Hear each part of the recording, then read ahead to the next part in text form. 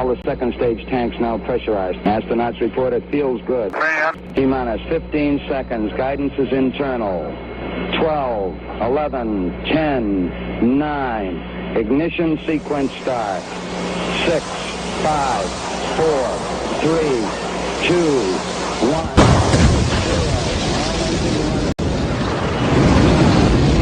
Like a furry torpedo to the jugular. This is Honey Badger Radio. Radio with Buddy.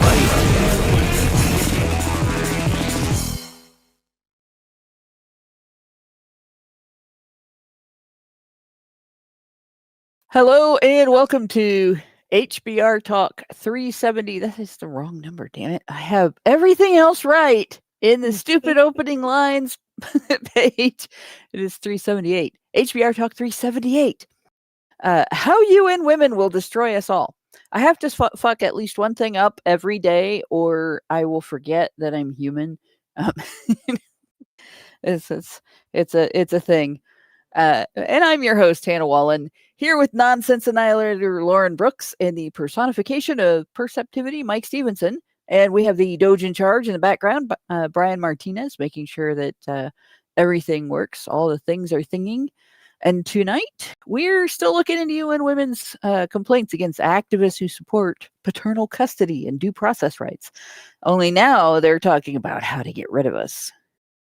You know, because that's not conspiratorial or anything. There's no conspiracy, guys. It's all in your head.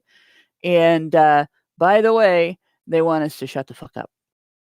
So there you go. But before we start not shutting the fuck up, because you know I don't do that. No. Ever. We got to do what we got to do. As always, Honey Badger Radio dishes out a smorgasbord of thought-provoking discussions, and as experiences recent and long past have demonstrated, the provoked thoughts are fighting back.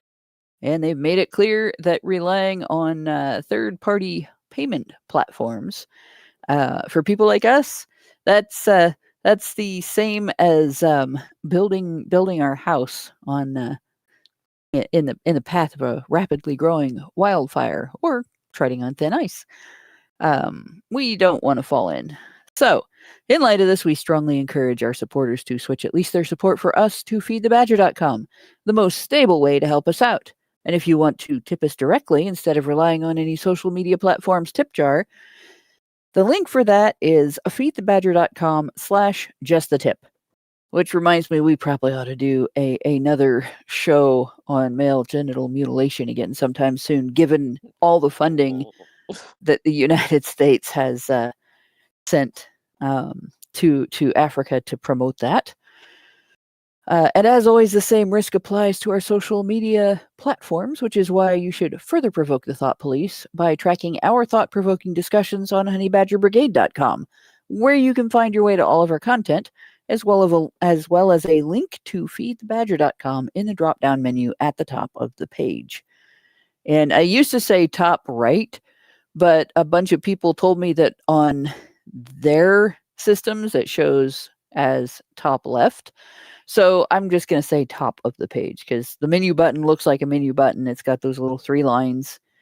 So there you go. Yeah.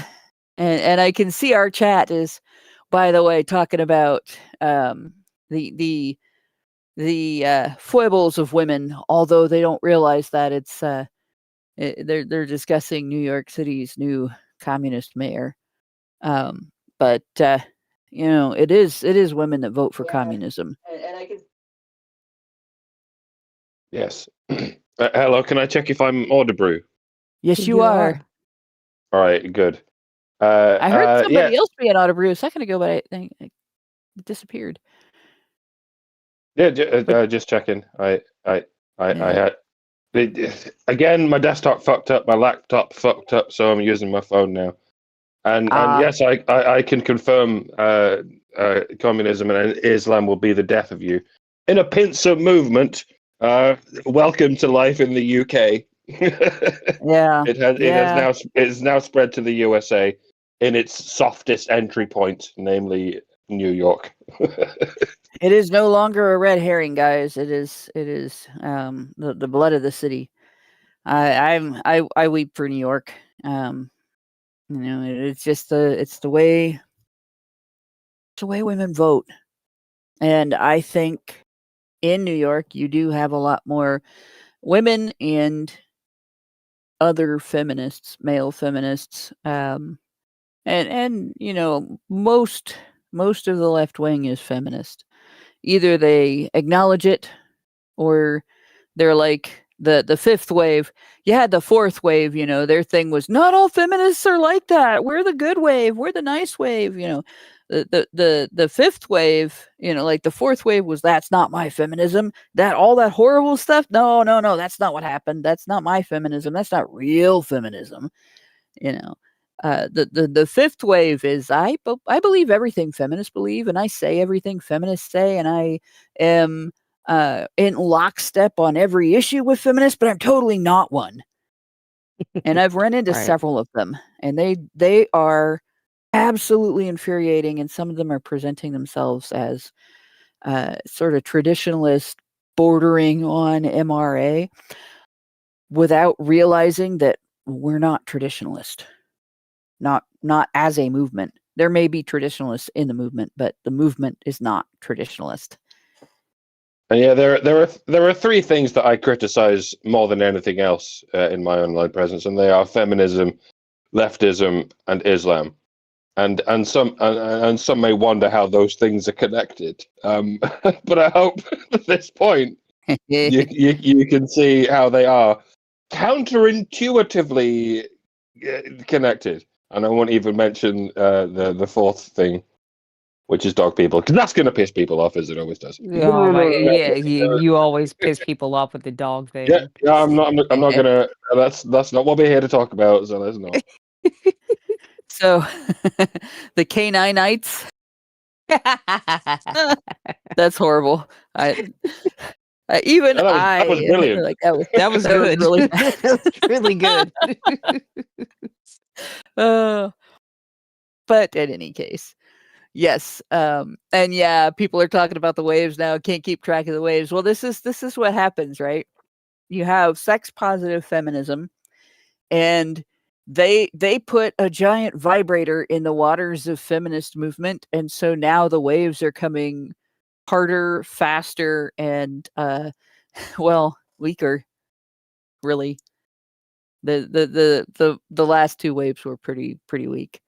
I'm almost anticipating, that the sixth wave of feminism will be the death of the movement. But we'll see what happens. They may turn around and, like, the sixth wave will be a return to radical feminism being the mainstream of feminism, and then we'll see more violence. But it just depends. It depends on how Gen Alpha looks at the isms and the phobias, and in particular, all of the iterations of communism that are being taught in their public school system. Yes, murder of crows. There is something akin to an undertow, but as New York has just demonstrated to us, it's actually a camel toe. A camel toe? Oh, God damn it. I had to. You take the puns right out of my mouth, Hannah. Sorry. Can't help it. It's in my blood. Not the camel toe, the puns. Like, that would be bad. But in the meantime, humor aside, we have to talk about the serious issue of UN women and their I don't know, their war, their jihad against the men's rights movement, because they definitely have decided that we must go. And last couple of weeks we were looking at this. We didn't get very far in it, and part of the reason for that is that what we are dealing with is a gish gallop, and I've run into those before. Years ago during the Gamergate controversy, For instance, Liana Kersner published a Gish Gallop against the men's rights movement. How much she hated the men's rights movement, and the whole thing was a giant straw man. So there's it a was, name I haven't heard in forever. yeah. I don't usually discuss her because I don't have anything nice to say about her. No. So No. like, yeah, that's pretty much the extent of it. I generally don't. But a Gish Gallop is it's. By the way, you might wonder why there's no men's rights movement in the Muslim world, and I suppose the obvious answer is because, well, of all places, I mean, in the Muslim world, men already have all the rights, even more than in the West, where we in the femisphere insist that men have all the rights as well. But it's even more the case in the Muslim world. Right, even though we're not allowed to say that, but we do. But we do say that whenever it comes up. But if the Islamic world was truly a patriarchy, it would have a men's rights movement. It would have nothing. It would have nothing but a men's rights movement where they continue to advance men's rights. But they don't. I mean, they don't have much of a women's rights movement. Well, they do. I mean, in Saudi Arabia, they recently allowed women to drive, which can only be as a result of some kind of women's rights movement. But they don't have Islam, nobody anything. really has any rights. Exactly. In fact, and this is something that I've pissed off a number of feminists by pointing out. By the way, if you are a lesbian, they don't throw you off the top of the building. But if you are a gay man, they do, or they execute you in some other way in various states that are run by Sharia law. There are numerous other things that they do to men that they don't do to women. For instance, men are, if you're not married and you're male, they're definitely going to rope you into military service. There's no getting out of that. You'll be bottom rung. You're unimportant because you're not producing children, and therefore you're cannon fodder, or you're in the dirtiest of jobs, the dangerous jobs, the nasty jobs, whatever. If you're female and you're not married and not having babies, they find a way to get you married and having babies, which really isn't anywhere near as dangerous as being in military service in war-torn nations that are all at odds with the biggest warmonger in the world, which is the United States. And so we end up, we look at Islam sometimes through a gynocentric filter from the West, because it's so ingrained here that it's almost impossible to completely remove it. It's almost like you're born with a set of goggles, a pair of rose-colored glasses that sees everything through that pink filter and ignores all of the bad that happens to men, thinks of it as normal. Well, it's just the way things are for men. These are necessary evils, but we don't have to also do them to women, blah, blah, blah, right? When in fact, we don't really have to do them to men either. And a similar thing to what goes on in the third world, especially the Islamic world, goes on in what is often stereotyped as the right-wing red states of the south of the USA, and even what goes on in the working class sticks of European countries, where if two women are seen kissing each other in public, they're not going to get stabbed. They're not going to get beaten and dragged by a truck across the wilderness. They might get the occasional Karen coming up to them and saying, but yeah, if two men are pictured kissing each other in any of these stereotypically right-wing parts of the West, yeah, they actually they risk being objected to all this bullshit. And yeah, it's as intuitive as it seems that the same thing goes on in the third world and especially the Muslim world. People just can't get their heads around it. Like, yeah, the same thing goes on across pretty much the entire planet. Men loving each other is a hideous crime, punishable by anything from stigmatization to death. But women loving each other is like, well, yeah, sure. I mean, why wouldn't women love each other? I mean, everyone else loves them. Why wouldn't they love each other? I mean, we'd rather they contribute to society in some way,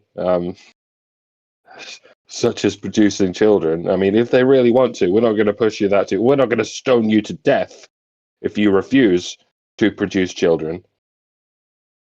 But if men love each other in a way that that doesn't produce children, oh yeah, we'll fucking kill you, or at least we'll throw stones at you, or at least we'll hassle you as much as we possibly can. So yeah, so many of us, even in the sensible right wing, will do anything they can to stop men loving each other. At any scale, like even at the platonic scale, like men can't hold hands anymore. Even 100 years ago, a couple of 100 years ago, it was perfectly normal for men to hold hands, and that changed. It had a lot to do with the Oscar Wilde trial, at least in Britain. In the last couple of 100 years, especially since the advent of political gynocentrism, which we call feminism, men can't even hold hands anymore because that's considered gay, but it's considered degenerate in a way that women holding hands isn't. Like, why is it women can hold hands but men can't hold hands? There's nothing sexual about it. It's friendship. It's philia, as the Greeks would call it. It's not eros. It's agape, and it's to some degree storge. But yeah, I'm just illustrating that this is something the West and the East and the Middle East all have in common, even though it's at very different scales. But it's much the same. Like, men loving each other for any reason, for any definition of love, even if it's friendship, even if it's companionship, like, it's all stigmatized. Like, we're not that different. Well, in a lot of ways, our cultures are very different. Like I said, in the way these crimes are punished, but they're still considered crimes in all sorts of ways. I mean, homosexuality between men isn't punished in the West, but men advocating for each other's rights very much is punished. Like, Yep. it's great irony. If I stood up here in Britain and said, "I love men," everyone would cheer for me. Because they assumed that means that I like to fuck men in their ass or get fucked in my ass by men. But if I then clarified that when I say I love men, I mean I advocate for their rights, I'd get chased out of town. And that's not gay. That's not gay. That's not what it's considered homosexual in any way. It's just men sticking up for each other's rights. Which is why it pisses me off that so many people are like blaming all of this shit on people going too far with human rights. They're giving too many human rights to immigrants and whatnot. No, the problem is that human rights are only being given to the client class, to the approved regions of the progressive stack. Like, men fucking each other, absolutely fine. Men supporting each other's human rights, absolutely not. We will destroy you.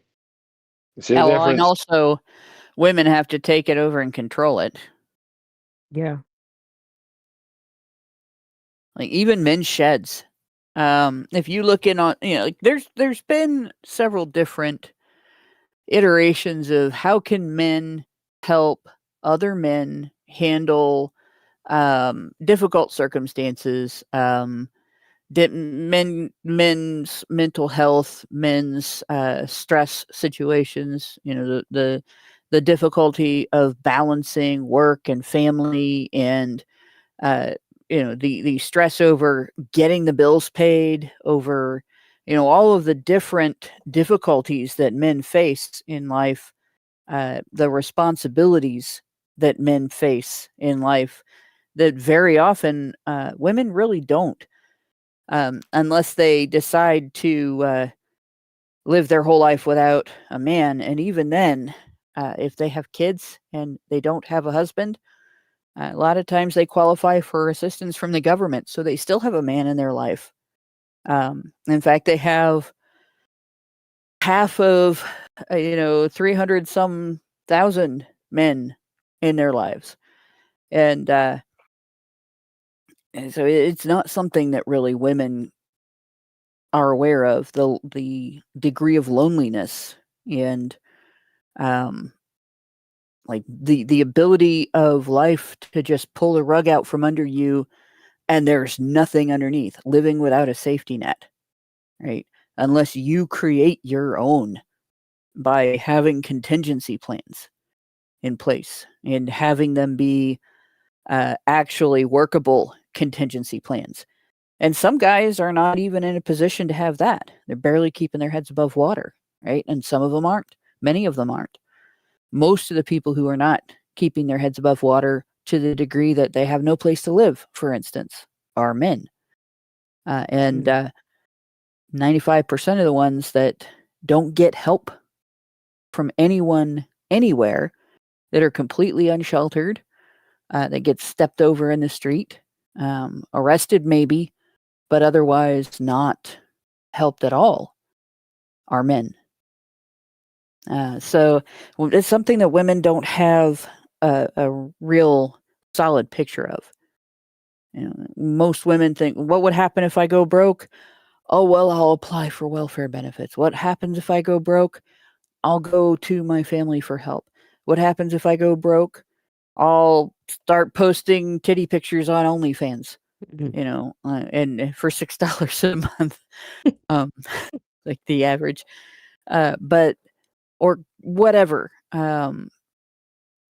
A lot of times men just don't have that option, right? Even if they're young, they don't have that option. And those that do, end up in worse trouble. So yeah, the perspective is very different, right? So it takes men to understand what other men are going through. You can't get the mentality of, I fully understand this life without a safety net, right? That where the rug is pulled out from under you and there is nothing underneath, and you just keep falling, and rock bottom is not the bottom. Like only guys really understand that. Mhm. And only guys can really help other guys deal with, I have to be able to live every day of my life and do normal things and exist with that looming behind me. Women can't help men with that. Yeah. When women are faced with that, they turn to a man for support. Right? And they're never faced with the whole thing, because they do turn to a man for support, or a lot of men for support. And they don't even have to be, they don't have to be the nicest women. They don't have to be the prettiest women. They don't have to be, there doesn't have to be anything that a man thinks he's going to get out of it for women to actually have success in getting help from men in those circumstances, right? So Men have created things over the years. There's the mythopoetic men's movement. There's been men's groups in and out of churches, men's activities, clubs for men, organizations for men, and so on. Women have invaded every single one of them. And now the latest one is men's sheds. Right? And it's never going to change.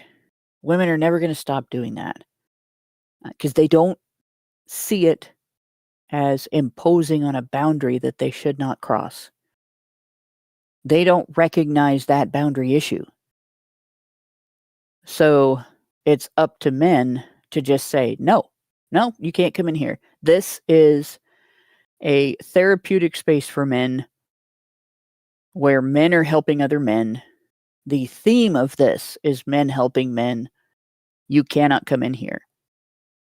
And there has to be a way for men to argue within the court system that, women have their female-only spaces that they require men stay out of. There must be at least some spaces that women stay out of for men. And but unfortunately, that's not the case at this point. And it's taking of all things, it's taking women arguing about this to get people to understand that no, you cannot just give in every time women ask for this. Bettina Arndt is one of the bigger advocates of don't let women into these spaces in the men's shed movement. Not the biggest. I know that there are men who have explained this before her, but at least women might listen if another woman says, leave them alone and let them have a space without you. Mm-hmm. Yeah. But Gish Gallop. So getting back to Gish Gallop, and I know some Christians don't like the term because it's in reference to an actual minister, Dwayne Gish, who used to argue creationism against atheists, and his thing is he would make these long arguments that had a whole bunch of different talking points that you had to knock down. So it might take him 30 seconds to a minute to say 15 things, and you can't knock those 15 things down without an explanation for why each one of them is wrong. That might take 5 minutes. And the example I used when I was actually talking to Brian about this before the show started was somebody says the moon is made of green cheese, right? Well, the evidence against that is what the moon is actually made of. But you can't just say what the moon is actually made of. You have to also explain why we know that and why that knowledge is proof that the moon is not made of green cheese. And also explain the way the moon would behave if it was made of green cheese. What would be different about it than the way that it actually is? Because how about there are no cows on the moon? There are no cows. There are no mammals on the moon. Do we have to spend an hour proving that? I mean, you might you have somebody that for every small point of Gish Gallop, you can find a small point of retort. It doesn't occur to us until we've thought about it for a while, But when it comes to like actual debunking, like disproving something, if you really want to solidly prove that is bullshit, you absolutely have to demonstrate. This is the actual truth is ABC, and here's the evidence of A, here's the evidence of B, here's the evidence of C, and here's how they fit together. And that video that I was talking about that Kersner made, she made a 15-minute video, I think. My rebuttal of that was 3 or 4 15-minute videos. It was very long, maybe even longer than 15 minutes. But it was just one long Gish Gallop that was also a straw man of the movements, behaviors, talking points, and so on. And so in order to knock down each one, again, you have to explain the actual truth and then provide evidence to back your case that is irrefutable. And you make an irrefutable case against each individual statement. The statement might take 10 seconds to say and 5 minutes to refute. So this article is like that. It's a Gish Gallop. And so you end up like in an actual debate forum, you have limited time to answer your opponent's statements. So they say they have a minute, and then you have a minute, and then they have a minute, and you have a minute. If they make 15 false statements in a minute that each one requires a several minute rebuttal, you're going to end up unable to address all of their points. So that's why this was coined, and it's actually been this fallacy has been named since the 90s. So it's not new. But in any case, so to the article, we got through the paragraph on mental health, the paragraph on gender attitudes, the paragraph on dangerous social and dating behavior, and we looked at a little bit. I think this was the article, the normalization of gendered hate speech, which this was the article that it linked to. And as I showed here, this was an interview. They're solid. They're rock solid evidence for that particular Gish Gallop was an interview in which a couple of women just made a bunch of allegations here. They made a bunch of claims and talked about different feminist protests in history, and things that have been said about feminists, but they really didn't get all into exactly how this is mainstream and so on. Instead, they talked about things like criminalization of feminist protests and so on, without actually describing what was criminalized or how. So we don't know if the thing that was criminalized was walking down the street carrying a sign, that said sexual violence is bad, or, which is unlikely that would be criminalized, right? Or throwing, a Molotov cocktail through the window of a local Catholic church because they oppose abortion, which did happen in South America. And churches were firebombed by feminists over the abortion controversy, and women were arrested, and they called the arrest misogynistic, as if that kind of violence doesn't usually result in an arrest, and only women have ever been arrested for firebombing churches. This is a common feminist tactic, right? They do something that is unacceptable when men do it, that gets men jailed for years and years and years.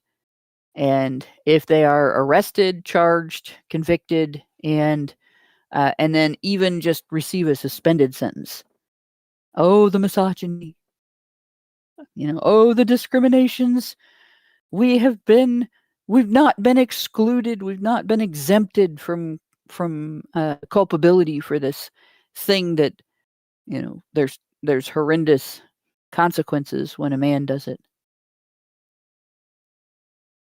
So that's feminism. So we are at Less safety for women and girls in digital spaces. I hate it when I go into a digital space and I fall down the digital stairs and break my digital leg. Or my fingers. That's very digital, right? Yes. I've lost Maybe count of how many, I've lost count of how many times I've been raped in digital spaces. Yes. Virtual rape is worse than being virtually murdered. Oh God, I can't. I mean, I'm being figurative, but insofar as I'm being figurative, I have kind of been raped in digital spaces quite a lot. Being To the figurative point is where body shaming, Mike.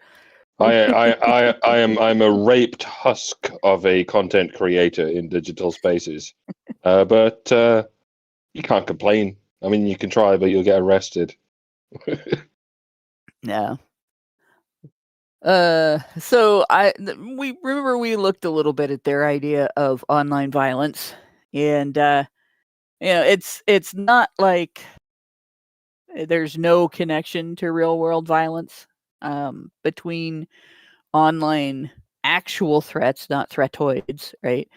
The difference between an actual threat and a threatoid, by the way, I have received threatoids, the kind of threatoids that Anita Sarkeesian raised like $500,000 on. One of them was a chick wished that I would be raped so I would know what it was like. Like she wished that on somebody that knows what it's like. But and feminists, they have this belief that they have at least a 25% chance that they're talking to a rape victim if they're talking to a woman, right? But she said that anyway. And another threatoid was getting doxxed and having my not just my address, but my address, my parents' address, the last address that I lived in, the address of a friend of mine that I lived with for a while, my address when I lived in Findlay, Ohio. All of that was published on X, on Twitter, back before it was X. And it took them 3 days to take that shit down. That's a threatoid because nobody said, we're going to come to your house and kill you. Right? That would be a threat. Somebody saying, I'm going to come to your house and kill you is a threat. Somebody telling everybody where your house is a threatoid. Or suggesting that something bad should happen to you, but not saying that they're going to do it. And the difference is if somebody says, I'm going to come to your house and kill you, and they do it in a way that indicates, they might be serious and you should actually be nervous about this. That's a crime. And you can actually file a complaint with police and they will take it seriously enough at least to nail down whether or not you're actually in danger. And if you are, then there are further measures that they can take that are mostly useless. You'd think it would be the opposite, because if someone threatens to come to your house and kill you, but they don't know your address, then it is just pissing into the wind. It's just a fart with no real consequence. But if someone says nothing other than, here is this person's address, like you say, it opens the door to anyone who does want to come to your house and kill you. Yeah. It's worse. If anything, is far, far worse. And this has happened to both of you. It happened to Lauren as well. Yep. It's by the grace of God that it's never. For Lauren. It's by the grace of God that it's never happened to me, and I thank the YouTube gods for burying me in the algorithm so deep that no one even gives a shit anymore. But it's like. It's like someone waving an air sword in your direction. Like that's not actually a threat at all if it's just a pretend sword. But if someone kicks open your door and then goes, anyone with a real sword, there you go. I've just kicked the doors open. And told everyone where your fucking address is. Like that's way worse. That's the beginning of the terrorism. It is the terrorism. Yeah. Except if and somebody says they're going to do something to you, you don't always know that they don't know where you live. That's the difficult part because of anonymity on the internet. You never know. Somebody can say they are, oh, I'm from Australia, but they're actually, they live in the same community that you do. Or conversely, they could say that they're from, the same neighborhood you live in, and they're actually in Europe or South America, and you're not.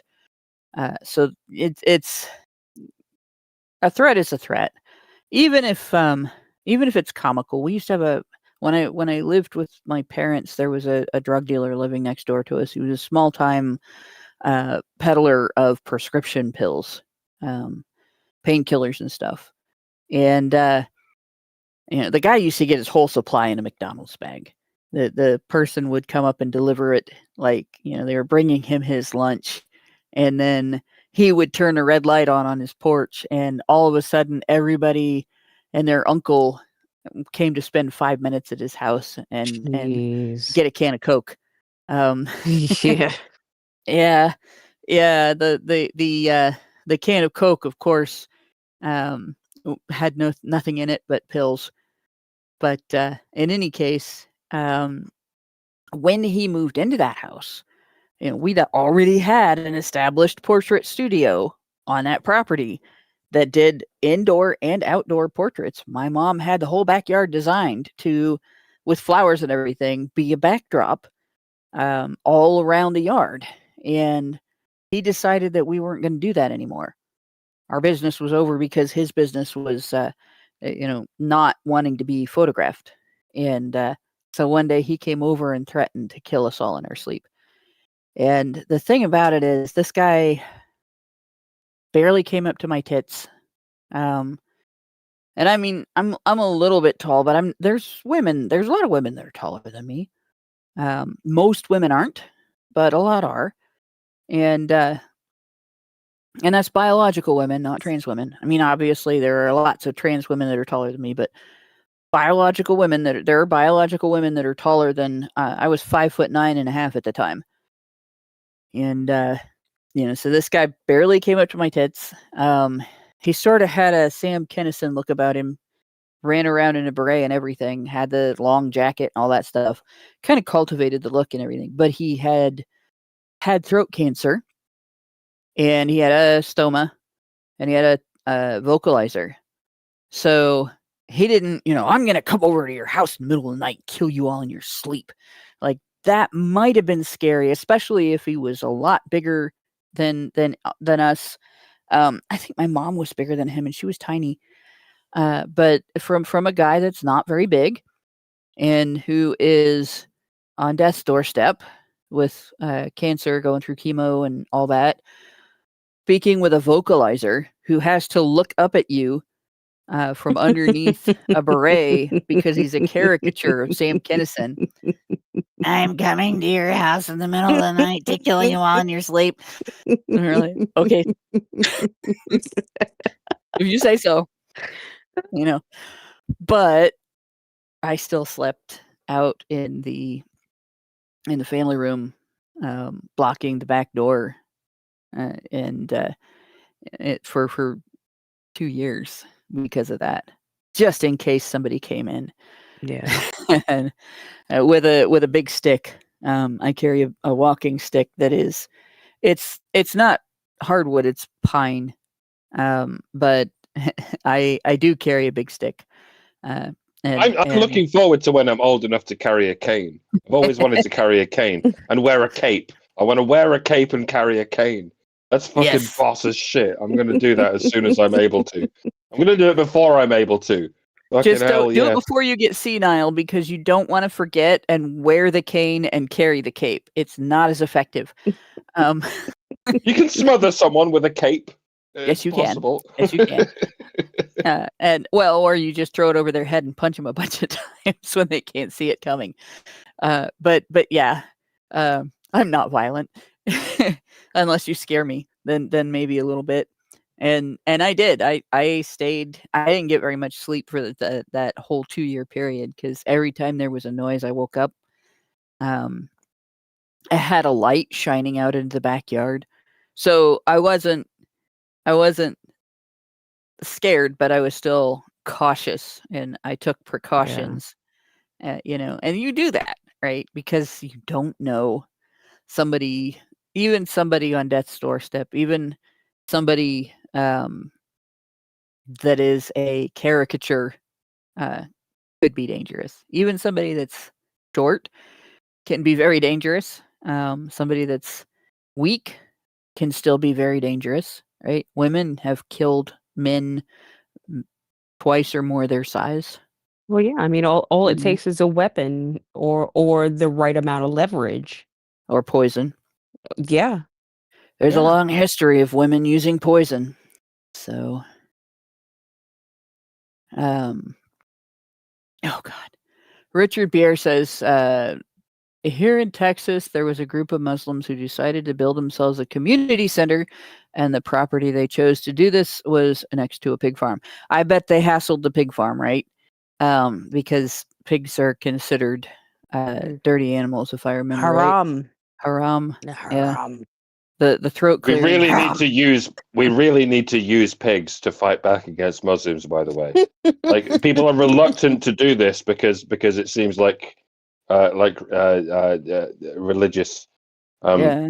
It seems like using it seems like bad form to use their religion against them. But for fuck's sake, I believe that the UN refers to it as a war crime. Remember, there was that guy that got sent to jail because he put pork or like bacon on the mosque. Yeah, they nabbed his ass and sent him to jail. Meanwhile, yeah, in the Middle East, or in regions around the area, insurgent soldiers have figured out that if you dip bullets in pig's blood and shoot Muslims with those bullets, they won't go to heaven, because as soon as they come into contact with pig's blood, no matter how devout you are, no matter how pious you are, you're going straight to hell because you've got pig's blood inside you. And I'm not saying you should do this, but if you are, in the business of shooting Muslims with bullets, you might as well dip them in pig's blood and let them know that that's what you're going to do. Because you don't even have to actually do it. You just have to spread enough of a rumor that they think you might have done it. Exactly. Right. And that's something that has been done in the past. Actually, I have known people who were in Desert Storm and Desert Shield who have said, "Oh yeah, we floated those rumors. We did spread the idea that this was happening in the hope of intimidating them so that they would not actually, come our way and cause an actual firefight because, they don't want to get shot with those bullets." And I don't know how effective it was, but that is a thing, right? And again, a threat doesn't have to be backed with any real intent to be a threat. And if you do it in person, like if I was standing next to you and I said, "I'm going to come over there and kick your ass," and if you believed me, that's enough to catch a charge. It's the art of war.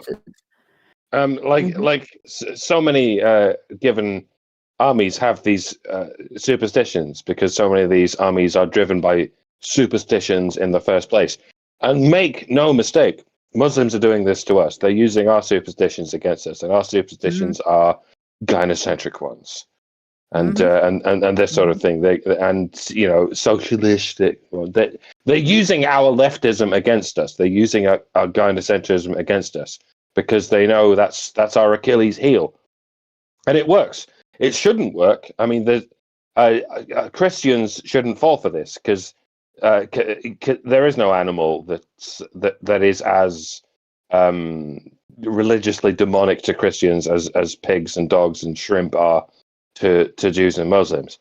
Like you can dip your bullets in any animal's blood, and I will be like, no, it's just fucking blood. It doesn't fucking. It's the bullets we don't like. Just don't shoot us with the fucking bullets. Yeah. Yeah. But they figured out how much we fucking love women, and they're using that shit against us. We can get over that. There's nothing in the Christian ethos that instructs us to be so fucking gynocentric. There's nothing in the liberal hyper rational order that should make us so susceptible to any of these superstitions. We like to think of ourselves as wholly unsuperstitious and completely rational, but we're not. We're the most gynocentric fucking ideology in the world.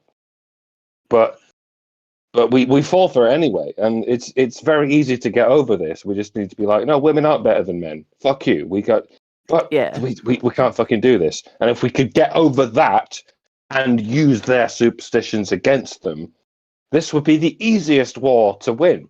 Mm-hmm. But we can't do that because we're so, oh no, you have to respect their superstitions, and we totally don't have any superstitions, but we still have to respect them. The superstitions that we totally will not admit exist. Like, you got to navigate through this fucking hypocrisy, and that's what's so difficult, because this fucking hypocrisy is being held up by our mass media at every fucking element. Our mass media and our police will fucking destroy us if we say anything that diverges from the gynocentric narrative and from the lycophobic narrative. And I'm just going to say that to be as brief as possible. But we've handicapped ourselves in a culture war and a religion war in which our opponents have all the necessary handicaps, and all we have is unnecessarily self-imposed handicaps. It's like, this should be so easy, but we've made it so difficult. The worst part is that with and it's not just with Islam. Feminism is really bad about this. They don't really follow that. So Stacey Carlton has pointed this out in the chat, actually. If you're Muslim and you are starving, you're permitted to eat anything to stay alive, even if it's not halal. If you're shot by a bullet, somebody else put pork on, it doesn't matter. You're not going to hell for that. And so the rules are, in other words, the rules depend on whether or not it's convenient to follow them. Right? And with feminism, it's even worse. The idea that violence against women is the ultimate evil, and anything that displeases women is violence, only applies to women who are feminist and pro-feminist. If you're non-feminist woman, you don't count. So, when I talked about, I've had threatoids. I haven't had any real serious online threats, but I've had threatoids. They didn't come from people in arguments over, whether left wing or right wing was a better direction to go, or either one being a decent direction. Among men's rights movement supporters. Nope, they came from feminists, right? The person who told me I should get raped so I would know what it was like was a feminist. That was an anti-Gamergate feminist debater on Twitter that said that to me. The person that doxed a bunch of us that were involved with A Voice for Men was a feminist associated with David Futrell, the guy that wrote the blog Man Boobs, that is now We Hunted the Mammoth. Yeah. We never did hunt the mammoth, by the way. We found her. Avenged on their corpses. That's all we ever did.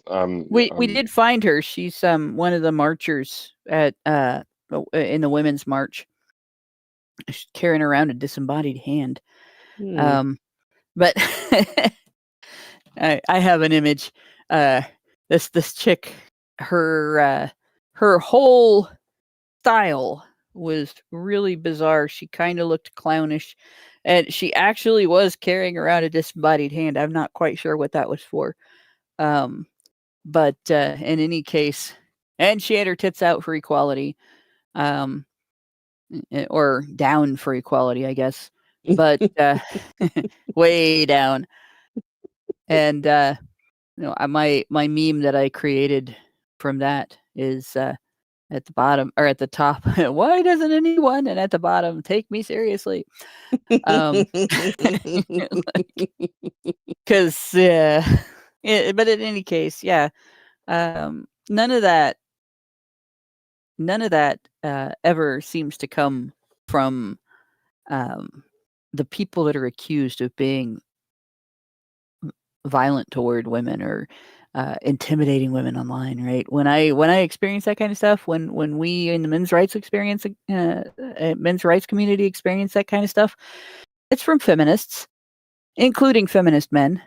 Some of the most aggressive behavior that I've received online came from a feminist man who was trying to get me banned. He got himself banned trying to get me banned because he wasn't very bright. He's a total dipshit, actually. Like the closest thing I've had from to a threat coming from within the men's rights movement was Karen telling me she was going to take my arms off and beat me with them if I made any more puns in her presence, which is her way of saying that she loves me. I would take that as a serious threat, ma'am. I don't know about you, but Karen. No. That is Karen's love language, threatening to take your arms off and beat you with them. You haven't lived until you've been threatened with death by Karen. Yes, the original Karen. But in any case, according to UN Women, because of the men's rights movement, there is less safety for women and girls in digital spaces. And this is what they have to say about it, all right? Attitudes and behaviors promoted in the manosphere are making online spaces more hostile. Mm-hmm.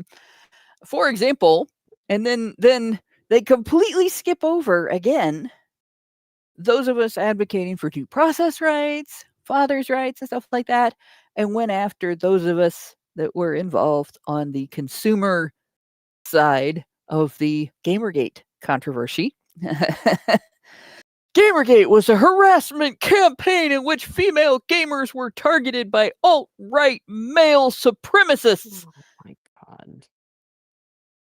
And you know what really pisses me off about this is that, there's, I mean, of course, we all know that this is just the MO, right? But like, so female gamers are any less vulnerable than male gamers in some sort of way or fashion? Yeah. How the hell do you make that? How do you square that circle? It just doesn't fucking work. Like, if anyone is, at risk, you would think that it's males because aren't they terminally online, right? But no, Well, it's. I mean, consider not your shield. Hashtag not your shield. Right? Those of us that were female, are female, that were involved in Gamergate, that were part of the men's rights movement, that got involved in Comicsgate, and to a degree, the Sad Puppies incident as well. Like, those of us that sort of had our fingers in a little bit of everything. A lot of us are female. Yeah. Or we have disabilities, or there were many people involved with hashtag not your shield that were minorities. Many people involved with hashtag not your shield that were alternative religions to the religion that is usually accused of being male supremacist, which is Christianity. So everything that that they've said about Gamergate being a harassment campaign, there was, to my knowledge, the entire time the whole controversy was going on, there was only one female gamer and comic book creator that was actually targeted for removal from the community. Right? That was actually excluded and excommunicated and deliberately publicly attacked online and kicked out of a convention in the process. Mhm. And that was Allison. Yep. Well, there were probably many more, but Honey Badger Radio was reasonably large at the time, so we had the capacity to kick up a stink about it. Yeah, you never know how many other such women have been kicked out of these spaces, and they didn't have the public online capacity to kick up such a stink. Much like all the men who never had such a capacity, and they were kicked out without having the ability to kick up any such stink. It's good that we were there at the time to be able to kick up that stink, and that didn't work either. We even took them to court, and it took several years, and even that didn't work. And we discovered that the Canadian court system was corrupt. Yeah, even like, that even that served as a cautionary tale to let people know that they don't give a shit about women any more than they give a shit about men. All they give a shit about is being able to enforce their propaganda and their ideology, and they will use women to enforce that propaganda and that ideology, and they will use men to do it as well, and indiscriminately. Like they will say believe all women until a woman says what they don't want them to say, and then they will say no, don't believe those women either. In fact, we will push back even harder on those women than we do on the men. Well, not necessarily. I mean, they don't need to push back as hard against the men because they already have this ideology in place to push back on the men. Like if Allison, they push back harder on the men. Like the doxing incident, like for instance, I got addresses published. And Jack Barnes, they published his kid's kindergarten address. Right. There were a couple of other guys from A Voice for Men that were sent beheading videos from Muslim terrorist organizations that have sent beheading videos out. Believe one of them was that journalist, Mr. Pearl, and I can't remember. The other one was another famous beheading video that made it onto the internet, and they were sent those via email. They had found their email addresses and told, if we get our hands on you, like this is the kind of thing that should happen to you. I now recently I was sent stills from the Charlie Kirk murder over and over again by a feminist woman. Oh, jeez. But yeah, she's banned from X now. I think everybody watching that conversation reported every single one of her posts. But in any case, when she sent them, she just sent them. It was just, hey, look at this. Hey, look at this. Look at this gore. And I mean, it's upsetting because, he's about the age of my kids. But it's not like I've seen a lot of gore online. It's not, you run into it in the weirdest ways, especially when search engines were new and you'd look up some completely innocuous thing in not thinking that it had any connection to gore, and somebody would have some keyword on their website where they had gore pictures or porn pictures or some weird combination thereof, and And in the middle of all your zucchini bread recipes, there's, something insanely gross that you never really wanted to see. Thank goodness that that's changed to a degree. But in any Zucchini case, bread? yeah, oh yeah, you've never had zucchini bread?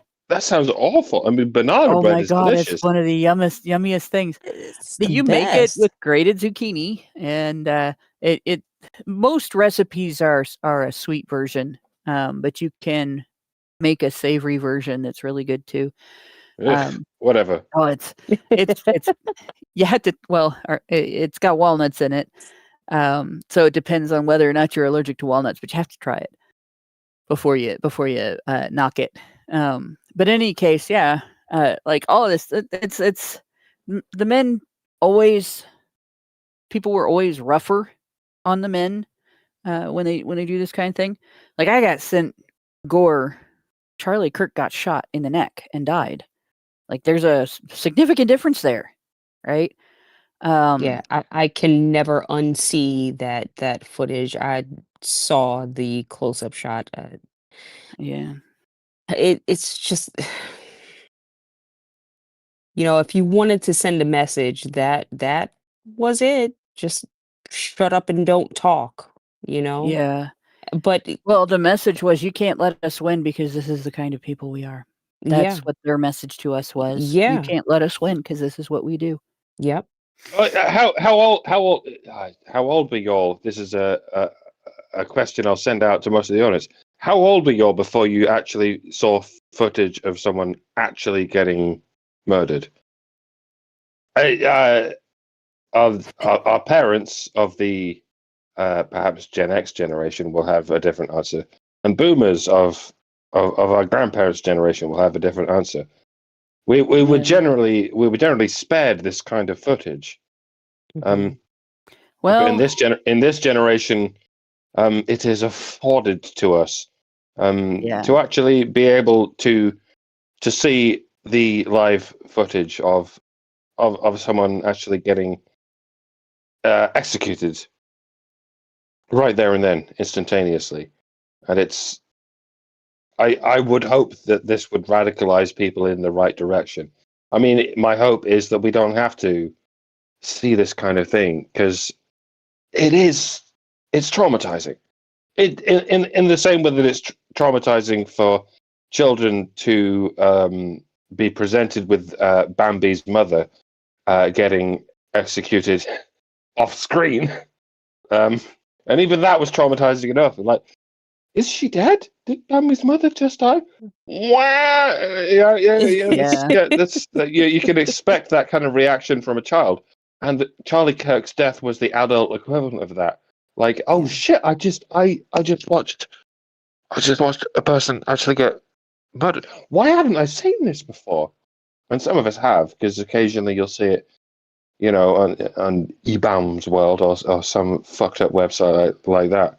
But we're now at the point where, yeah, it is perfectly possible to see someone actually get fucking murdered brutally in real time, and it's. I just hope it doesn't desensitize everyone, but I think that's probably going to be what's happened. We're just going to see so many of us just get fucking executed right there and then in real time, and we'll just get used to it. It'll be just, yeah, another fucking right winger got fucking executed.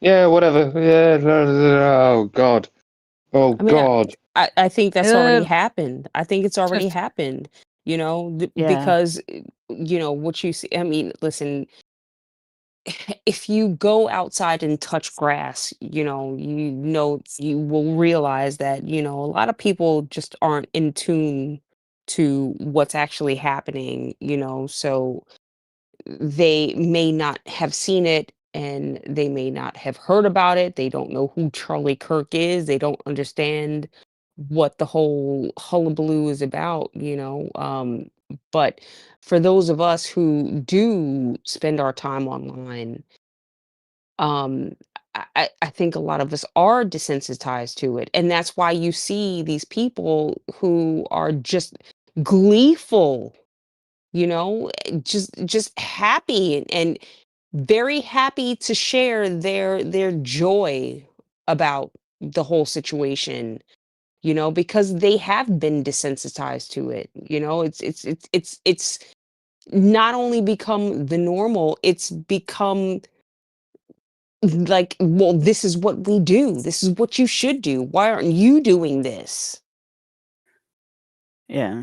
Yeah. Thank God we live It's- in thank God we live in the universe where we didn't watch Trump's head get exploded by that bullet. Yeah. Because, goddamn, ugh. I Yeah. mean, we were There's almost there. been other instances and this is the thing. Gen X has had sort of a weird trip with us. We didn't see a lot of people getting murdered live, but there were a few suicides that occurred live on the news that there was no lead up to it where you didn't know this was going to happen. There was an instance of a news studio getting held hostage at gunpoint at one point in time. Was another one. There was the guy that jumped out of the airplane without a parachute. Didn't realize it till he went to pull the ripcord and there wasn't one. So we've seen a few things, and then the Faces of Death videos were published when a lot of us were young. So, a lot of us saw stuff like that. And then, most of us were adults by the time the wild Reddit days when it was, young and, r/gore was a subreddit. I don't know if it's still even allowed. What was another one that was really fucked up? Space Dicks. r/space dicks was really fucked up.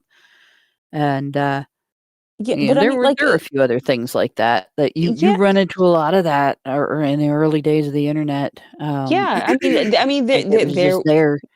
there were websites dedicated to it, like Mhm. rotten.com, and you could go and you could see like decapitated people, and it's just, again, The thing is, it was when we're talking about this, the one thing that we're kind of dancing around is almost exclusively it was men, yeah, right?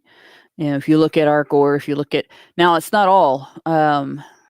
For instance, there was a rich girl that had an automotive accident that uh, was particularly gruesome in a sports car that her father had bought her that made the rounds.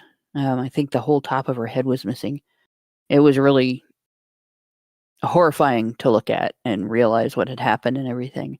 That was, but most of the time when it was somebody else doing something to the individual, or when it was a suicide, or when somebody was being held at gunpoint, or executed, or held up, whatever, this is men. And the thing that I think the reason that the desensitization happens is because of male disposability, right? yeah, People compartmentalize stuff like that. Kids don't have an easy time. Like I can still very clearly in my head, if I think about it more than I should, visualize the Bud Dwyer suicide. But because it's just so much blood. But it was again something that you generally speaking compartmentalize because we are so used to male disposability already. We know that men die in war, and we grew up with pictures of World War II battles and deaths in Vietnam. The one where the one soldier is actively executing a spy from the other side in Vietnam, and you can see the grimace on his face and everything after he's shot him. The immolation video, or not video, photo, A lot of those news photos, people see this, then they talk for a minute about the horror of war, and then they go to McDonald's for dinner, or they go watch a movie, or and forget about it because it's men, and men are considered or treated as disposable. But a woman gets upset because maybe people didn't like the walking simulator that she created and didn't think that it deserved the attention it got, and all hell breaks loose. Yeah. Right? Oh, the misogyny, oh, the victimhood. There's this whole consumer revolt against all of the false advertisement and all of the advertisements disguised as news stories and fixed contests and so on.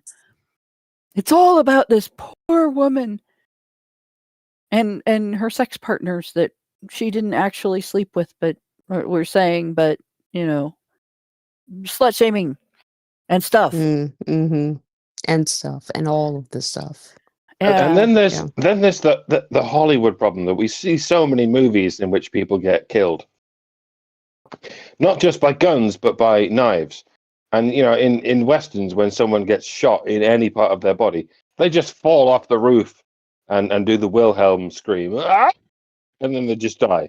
And the same thing happened with knives. Like if the hero stabs a villain with a knife anywhere in the body, they just die instantly. I don't want to engage in any kind of cancel culture or anything that is going to affect Hollywood. But when someone gets stabbed with a knife anywhere in the body except perhaps the direct middle of the fucking head, and you can't do that because the skull presents enough armor to stop this from happening. But when someone gets stabbed with a knife, what happens, right, is they scream for hours and hours and hours while they slowly bleed out. Yeah. Unless you get them in the femoral artery or the brachial artery, and then it's minutes. And even then, it's nothing like what we see in the movies, where you can just stab a villain anywhere in the body and they just instantly die. They just go, oh, and then they just fucking keel over and die. That's absolutely not what happens. No, and in fact, if quite frequently, when people do die from stab wounds, it's not from the damage caused by the knife. It's from sepsis caused by the bacteria that was on the knife or on your skin.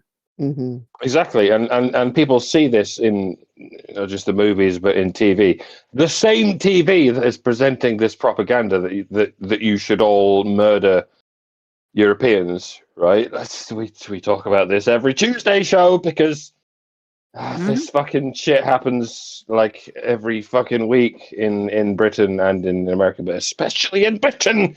Every day this happens in Britain because people are given this romantic notion that you could just stab a bunch of British people and they'll just die, and they just assume this. You can just you don't have to deal with the unbelievable amount of pain and vicissitude that happens when you stab people.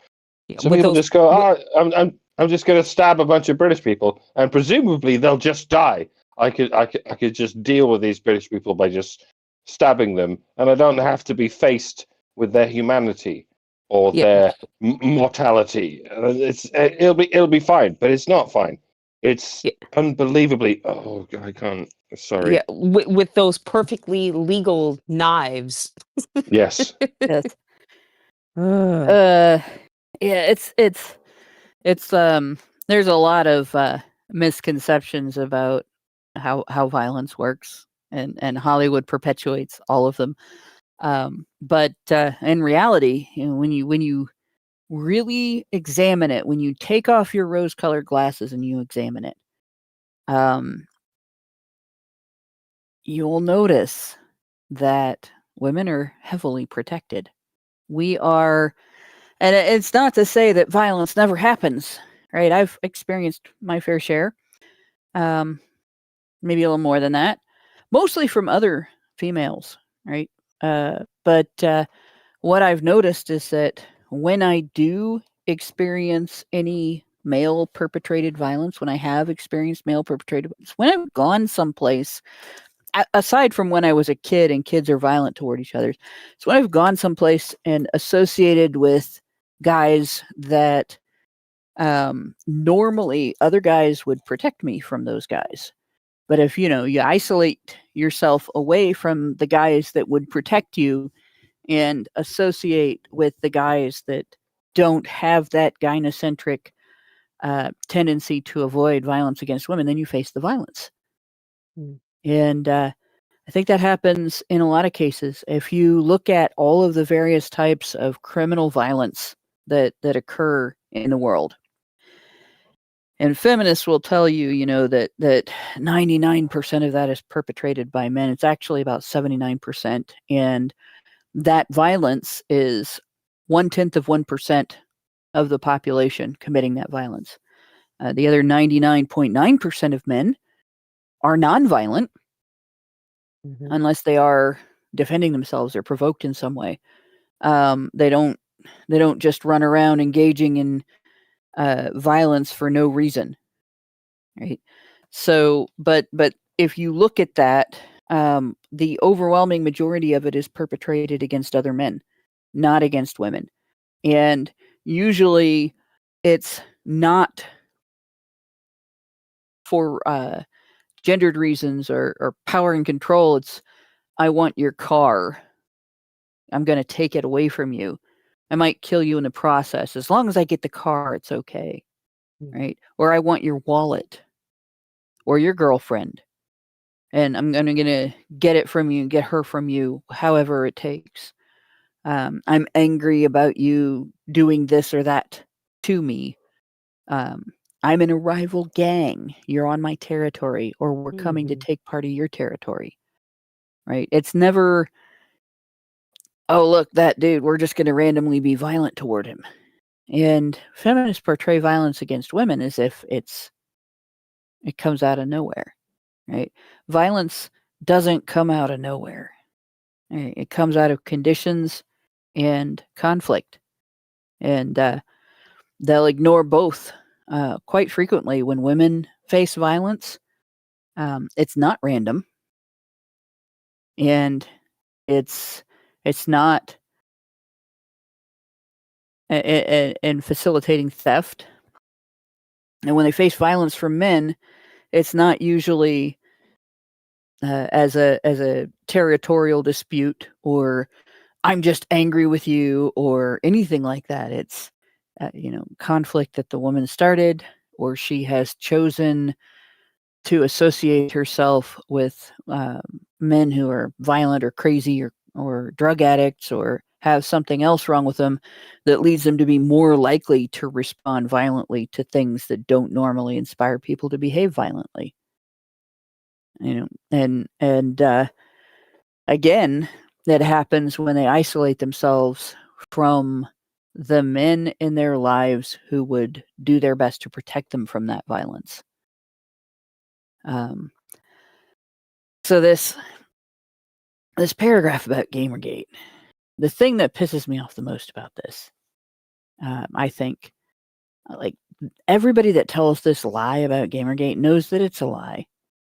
They're aware, they're fully aware, they were present in the moment. They know damn well that it was not anything to do with targeting women. That the controversy was gamers discovered that a lot of reviews are fake. You read a review of a game thinking, oh, this will tell me whether the game's good or not. And actually, it's because somebody got paid or got favors to write a review. They got a free game. They didn't disclose things that would have made a difference in whether you had faith in their review or not. And it started with that. And then, you find out that certain contests were rigged. Right. And not everything that was an ad was disclosed to be an ad. And as we went through that controversy, we learned more and more that games journalism was mostly just disguised advertising, that we were being lied to.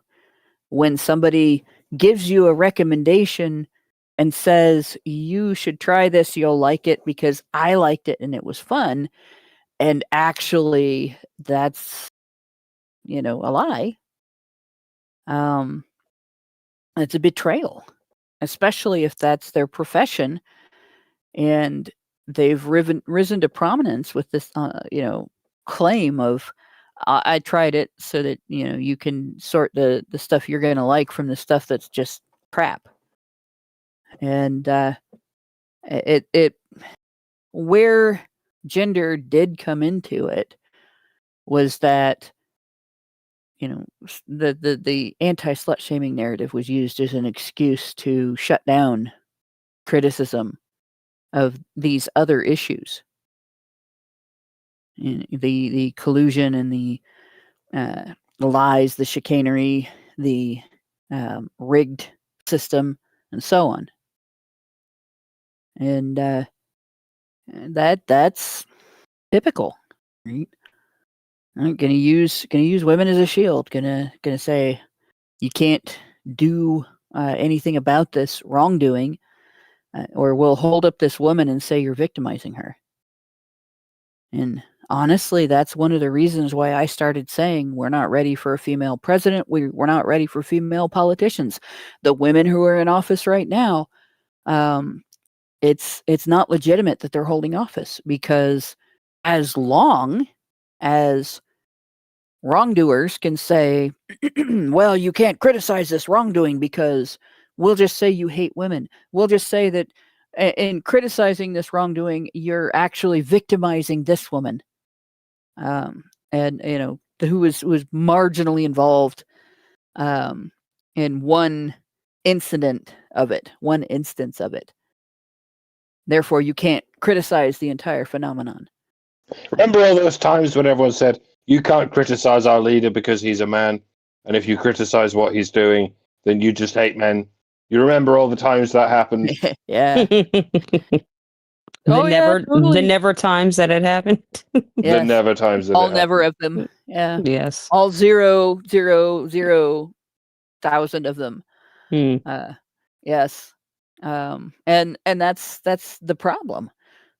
If Hillary Clinton, for instance, had become president and she had gotten us involved in 16 forever wars, new ones, people would have, she could have involved us in multiple new Vietnams.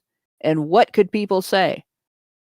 Oh, you're just criticizing a woman. You can't handle her military strength because she's a woman.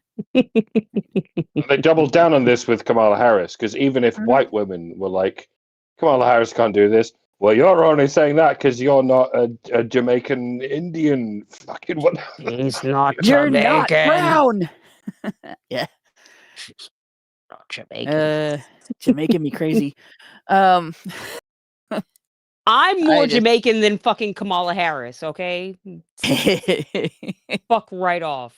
Because you're not Indian. You well, no, I'm not, but I actually do have Jamaican ancestors. My father's grandfather, so my great grandfather on my father's side was actually Jamaican. So yes, I am more Jamaican than fucking Kamala Harris. And that makes Kamala Harris better than you because she's part Pajit. Yes. Yeah. She's not just part French like you are. Like, no one gives a fuck about the French, but she's part Jamaican and part Pajit. So she covers all the bases. She's not even Jamaican. Yeah. Whatever. But if she was president at this point, like, there would be no defense against her going to thermonuclear war with Russia, because they'd be like, well, not only are you a misogynist, you're also a racist. You're two kinds of racist because she's Indian and whatever the fuck else she is. So nothing she does can ever be criticized. And yeah, this is why we don't allow women, let alone the women of protected races, to be the fucking president, because she will have this fucking force field around everything she fucking does. Yeah. Yeah, sorry. As long as men don't have this force field, men should be the leaders. If at any point men do have this force field, then yeah, maybe we'll change this paradigm. But it doesn't look like it's going to happen. Men will never have this force field of yeah, you're only saying that because I'm a man because you hate men. It's never going to happen, as far as can be conceivable in even the distant future. And this is why it would have been an absolute fucking disaster to have Kamala Harris as the president, because everything you leftists hate about what the fucking US government is able to do. It would have been multiplied by a fucking 100 if Kamala Harris was president. Mm-hmm. Like, why couldn't you not see this? Why? It's a rhetorical question. But yeah, fucking hell. You all dodged a bullet. I know a lot of you are like, well, fuck Trump as well. And yeah, in many ways, fuck Trump as well. But fuck's sake. The bullet you dodged. Think of the bullet you dodged, gentlemen. Well, the real bullet that we dodged was Hillary Clinton, because had she somehow made it to office, then it would have just opened the floodgates for these female presidents to, then Kamala definitely would have fucking won. But yes, no, absolutely, it just would have been a shit show. Yeah. And men would have had to lose their lives because of all the endless wars that Hillary would have gotten us into. And then, after her, then Kamala, because they don't operate off of logic. They operate off of feelings. Yep. And I think what Gamergate really was to a lot of gamers was their first lesson in it's not just politics. In all aspects of life, if somebody wants to step on your toes, if somebody wants to tread over your boundaries, violate your at least your right to know, right? Your right to informed consent. Because that's really what Gamergate boiled down to, was one group of gamers finding out that their consent was not informed when they were making their purchases. They were told they were being informed, and then they were being lied to, right? And they found out in the process of the whole argument that took place over the course of a few years, that the shield for that is, well, you're just saying that because the liar was a woman, or you're just saying that because the liars were exposed by sex with a woman. You're just saying that because the liar is black. You're just saying that because the liar is handicapped. You're just saying that because, you would allow these people to step all over you if they were white, straight, able-bodied males, with who identified as males, with some money in the bank. Like that's the rest of us kind of had that already. A lot of us encountered it in the abortion controversy. Oh, you're just, if men got pregnant, abortion would be a sacrament. No. If men could get pregnant every time the birth rate fell below what politicians thought was reasonable, they would start another have a baby for the Führer program. That's what would happen if men would get drafted to become pregnant. If men could get pregnant, when the time, the time frame was during some period when the birth rate was lower than politicians liked. That's what would happen, right? But men can't get pregnant, And so, since women are the ones, we can't even criticize the fact that right now, 3 in 10 pregnancies, nearly a third of pregnancies in the world, end in elective abortion. Right now, women have made being aborted the leading cause of human death in the world. We can't criticize that as a too much abortion, too much killing babies. We can't say,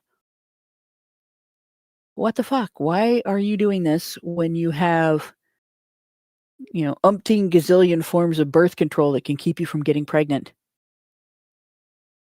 Especially when you can use several of them in combination if you want to. And it costs a lot less than an abortion.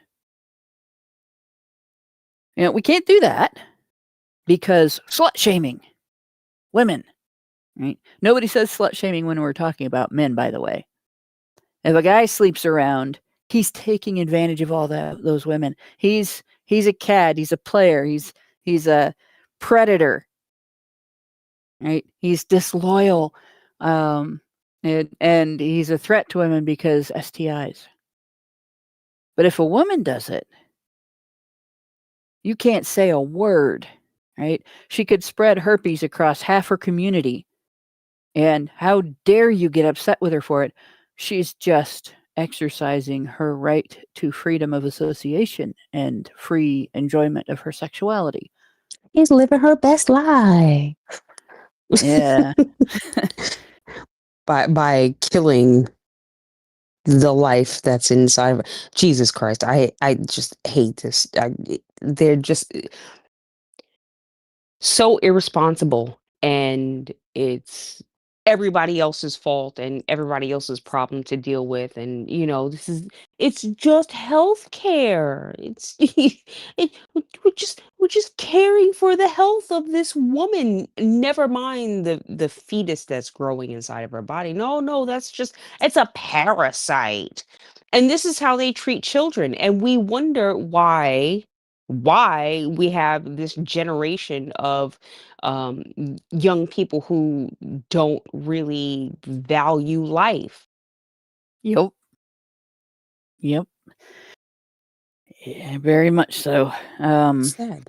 I mean, hell, they had a 3 in 10 chance of not making it into the world when they were conceived. Right. So yeah. When it comes to the Gamergate campaign, journalists are never honest about it. They don't talk about the actual controversy. They don't talk about what the consumer revolt was actually about. Mm-mm. And they only talk about the shield that was used to try to keep the consumers from bucking the system. Mm-hmm. And suggesting that perhaps, lying to us is a shitty way of doing business. And of course, That should be your litmus test when it comes to Grokkopedia, by the way. Yeah. Compare the Grokkopedia article on Gamergate versus the Wikipedia article. If you fancy looking at the Wikipedia article as to what the fuck Gamergate was, I would recommend you do not, because it's pure propaganda. And this is why Grokkopedia needs to exist, but I will reserve judgment until I see what looked at that. What Grok has to say about it, We looked at that in an after show. We might have to go over it in a main show. It's actually not a bad article. Grok did a good job, which actually have been pretty pleased for the most part. The thing that I don't like is that after Grok was nerfed for noticing some things and then drawing conclusions that were maybe not the best conclusions after noticing those things, that has led to Grok treating a lot of feminist sources as authoritative. But it still is more accurate on Gamergate than Wikipedia. And it's also the Wikipedia article on Gamergate. You could tell that nothing's been added to it for about 7 or 8 years. It's ancient, and they had one on us too. There's a they got a stub, I think, on the honey badgers, and Grok actually has a better entry in Grokopedia there as well. Oh gosh, Murder of Crows. Yeah, was Typhoid Mary living her best life? A lot of people don't actually know who Typhoid Mary was or what she actually did. And this is an interesting typhoid thing. to hundreds of fucking people. Yeah. Yeah. No. Her story is a story of female entitlement. Okay. So back in her day, if a woman was uneducated, there weren't a whole lot of different types of jobs an uneducated woman could get that were very lucrative. But one that was cooking for families, wealthy families, right? If you didn't do that, you could do laundry, you could work in a textile mill, there's a lot of other stuff you could do. But when a wealthy family hired a cook back then, and I'm assuming the same thing is true today, if a wealthy family hires a cook, they pay quite a bit. And so typhoid is, if you get salmonella poisoning, it can live on in your intestines where you're immune to the effect of it. It doesn't make you sick anymore. But if you're not careful washing your hands after you go to the bathroom, you can get the bacteria on anything that you touch. And if you're a cook, you can get it in people's food, and then they get a stronger form of salmonella poisoning. And it can be deadly for children. That's typhoid. So this cook had that condition. And it was at a time when, especially in the lower economic classes, people really didn't understand the importance of hand washing. And initially, it took a little bit. She worked for a family, and their kids all died, and nobody understood why. They weren't poisoned. They got typhoid fever and they died. And then she moved on to another house and worked for that family, and those kids got typhoid fever and they died. Pretty soon they traced it back to her. They figured out that she was the one that was infected. And so the health department came to her and said, you need to very carefully, you can still work as a cook. You just have to very carefully wash your hands and keep them washed. Like if you go to the bathroom, you got to wash your hands. You got to scrub them really good. She chased him out of her kitchen with a meat fork. She was very offended and pissed off. Didn't like being blamed for these deaths, and took the accusation as an attack on her. So, she continued and infected another family, and the state came after her and basically said, all right, that's it. You cannot work as a cook anymore. You are no longer allowed to work as a cook because you will not wash your hands and you are killing people. So after being forbade to work as a cook, she went into working in laundry. Wasn't lucrative enough for her. So she sort of went behind the back of the state and tried again working as a cook. And because she refused to stop doing the job that she wanted, but she also would not do the very simple task that would have protected the people that she was cooking for, she got put into an institution. The news media wrote articles about her. She was incarcerated in an asylum or not an asylum, but I can't think of what they used to have these like retreats that you would go to that were health retreats. She was incarcerated there, though. She wasn't allowed to leave. and they kept her incarcerated for years. And she got the nickname Typhoid Mary because she was spreading typhoid, just not to hundreds of people, to individual families, and she was killing children. And it was a combination of ignorance and entitlement.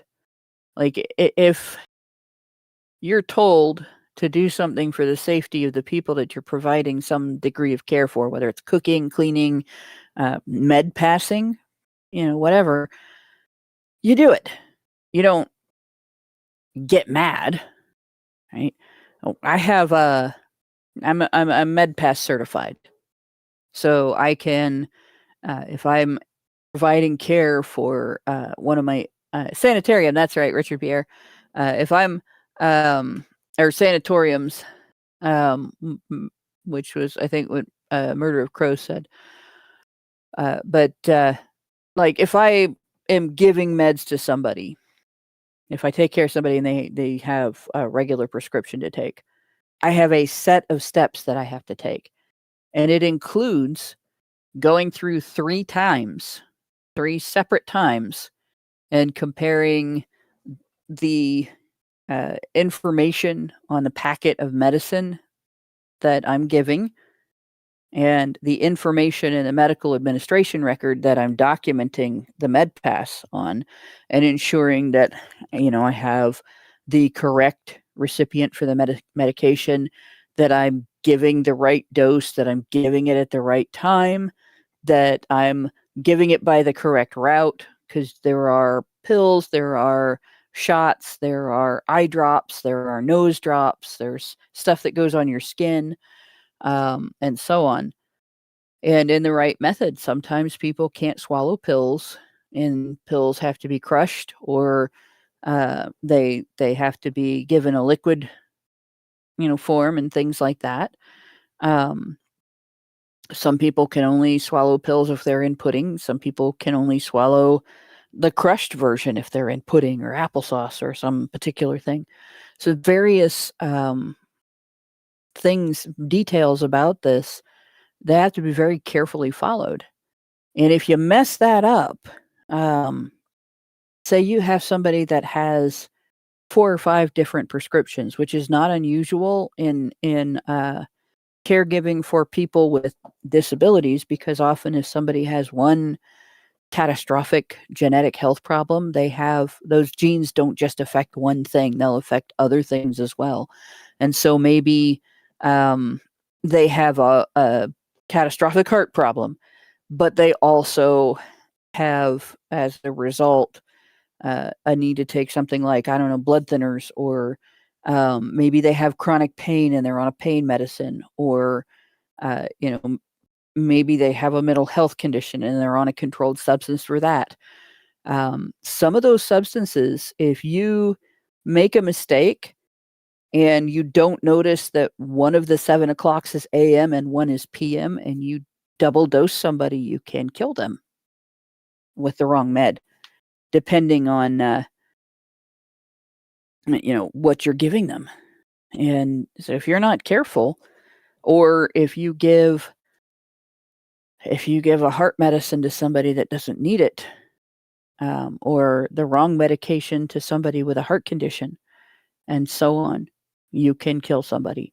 And there have been med errors historically that have caused patient deaths. And it's a very serious issue. Right? You don't have to be a nurse to do that task. But Yeah. you do have to be willing to follow procedure. You can be Yeah. completely uneducated. Like, you could be just a high school graduate. You do have to be a high school graduate in Ohio and do it. But you have to be willing to meticulously follow procedure. Yeah, I remember my mom had diverticulitis and it ruptured, and so I had to be there to administer. She had a PIC line, Oh, yeah. so I had to be the one to put the IV into her, right? And I was so paranoid because I know, if there's an air bubble in that needle when you inject it into her, I could have killed my mother. Yeah. Thank God we have EpiPens now. Well, Yeah. well, I don't know if they have EpiPens don't EpiPens for that. necessarily. You have an They don't EpiPen, Lauren. necessarily work for everything. I frequently find myself taking up the responsibility of giving you your EpiPen because of your thing. You inject me. I don't think it's technically an EpiPen, but It's a similar thing, isn't it? You just push it yeah, and it does the thing, so you don't have to worry about the air bubbles, Yeah. right? yeah. Well, and there's other medications, like a really common one, really super common one that can kill you if you use it wrong is insulin. hmm Insulin can cause a sugar crash if you overdose, Yeah. you know? And then there's the other thing, right? A person can take a medication for 2 or 3 years and then develop an allergic reaction to it. Mhm. And some medications, the allergic reaction can be so bad that it can be deadly. You could go into anaphylactic shock and die. So, Jesus. like, there's if you have an allergy to it, and one of the ones that's more famous for that is penicillin, but there are Mhm. other medications, like I can't take opiate painkillers. They don't make me. I'm not going to go into anaphylactic shock from them, but I do have an anaphylactic reaction. I will get hives. And I get a rash if I eat a poppy seed muffin. I think I'm allergic to the whole freaking plant, which sucks because they're really pretty. I don't get near them, but they are pretty. But in any case, yeah. So it's one of those things you have to be super careful, right? Yeah. And you don't have to be a high class of education, recipient to have the obligation to be that careful. There Yeah. are a lot of jobs like that. That's just one thing, right? That's one that's kind of common among women. Men have a shitload of jobs like that. That you come out of high school and you get some training, maybe on the job, or you go to a trade school instead of a college if it's a more complicated thing like welding or carpentry. But a lot of low end jobs that are just dirty or dangerous and stuff like that can be extremely deadly when like it's you don't get a chance, you don't get a second chance. There's if you look at funny signs online, there's one that pops up. This machine, don't touch this machine, it will kill you and it will hurt the whole time. Mm. Like it's not, it's paraphrasing, but basically, don't touch this, it'll kill you and it'll hurt the entire time you're dying. And it's in an area where maybe it's a machine that'll shock you or burn you or something along those lines. But a lot of jobs that men do have stuff like that.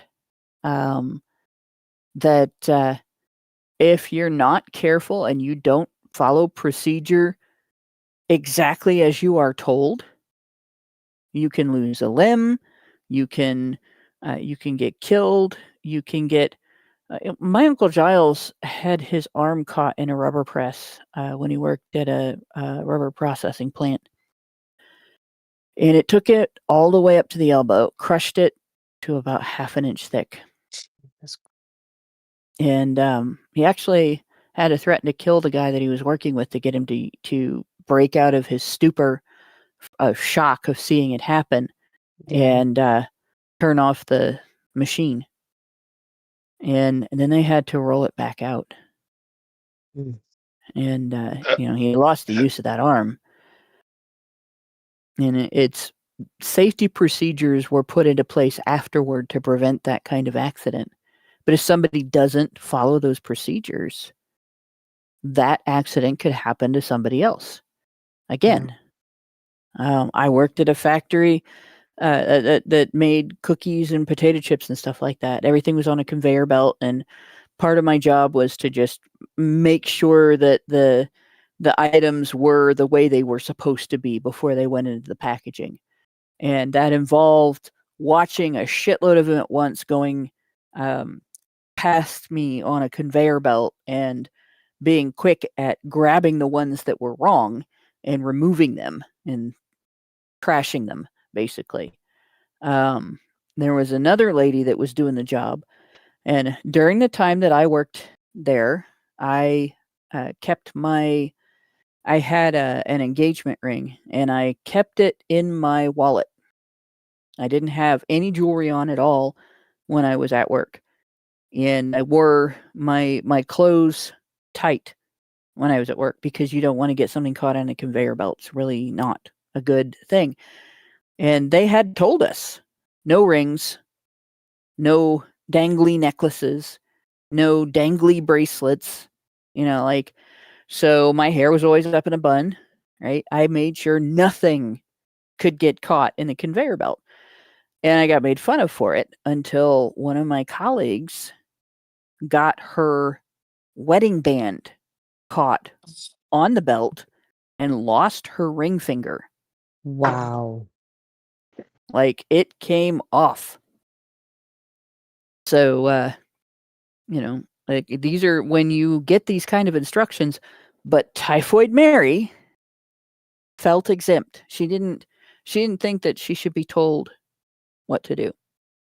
You ain't got to tell me twice. Let us compare Typhoid Mary with Ignos Semmelweis. Now that's a name you may have heard because Karen's talked about it a lot. A lot of us have talked about it a lot. Typhoid Mary was a woman who did not understand germ theory or why you should wash your hands. Ignos Semmelweis was a Hungarian surgeon who populated the idea that surgeons should wash their hands. They didn't know about germ theory at the time, but Ignos Semmelweis started the idea that, when surgeons don't wash their hands, it seems to increase all of these infections. And he was like, what if, right? Surgeons wash their hands as vigorously as they could with every chemical agent available to us at the time. He was like, maybe we wouldn't kill so many people in these hospitals. Maybe hospitals wouldn't be places of death, but places of the preservation of life if surgeons wash their hands. And he died penniless, and his funeral was unattended by anyone because he was ridiculed for his entire lifetime. Like nobody cared. Everyone thought he was a kook who was talking shit. But it wasn't until many, many years after his death that people thought, oh shit, Ignos Semmelweis was onto something. And ever since then, everyone's been like, oh yeah, he was right. He was entirely right about all this shit. Yeah. And and for all the concessions that we gave Typhoid Mary about it totally wasn't her fault. And to some degree, I guess it wasn't because not only did they not know anything about germ theory, but they didn't know anything about what Ignos Semmelweis taught us. But but she was given all of these concessions, and Ignos Semmelweis was given none of these concessions.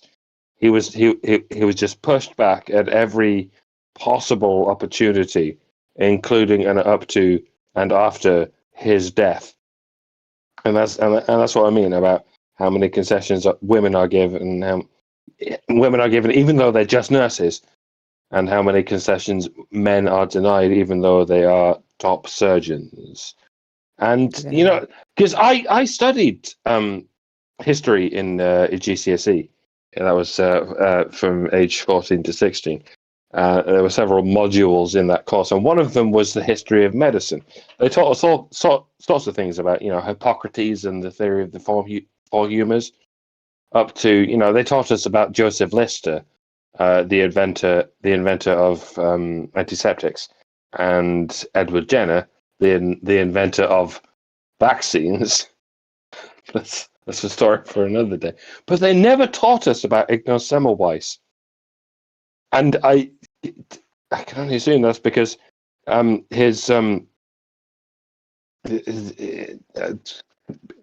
because people still to this day are kind of like they're trying not to accept that he was so right to this day. Maybe it was because he was Hungarian. Maybe it was because he was male, but probably not. But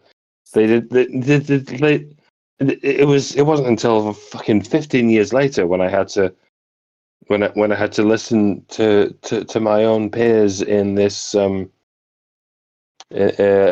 this esoteric part of the internet before I discovered what Ignos Semmelweis taught us. Mm. And that it kind of goes to show you, Joseph Lister and Edward Jenner were paraded as heroes of medical breakthroughs, whereas to this day, Ignos Semmelweis is sort of still pushed into the background because so many scientists at the time were like, "No, he was wrong. He was completely wrong. He can't do this." And to this day, they still can't get over how fucking wrong they are. Which sort of goes to show you that, scientists are just as parochial and egocentric as religious people. Like, they can't admit that they were wrong. For centuries, they can't fucking admit they were wrong because they are married to whatever cultural ideas they had at the time, which included that, female nurses can do whatever the fuck they like, but male surgeons, no. Yeah.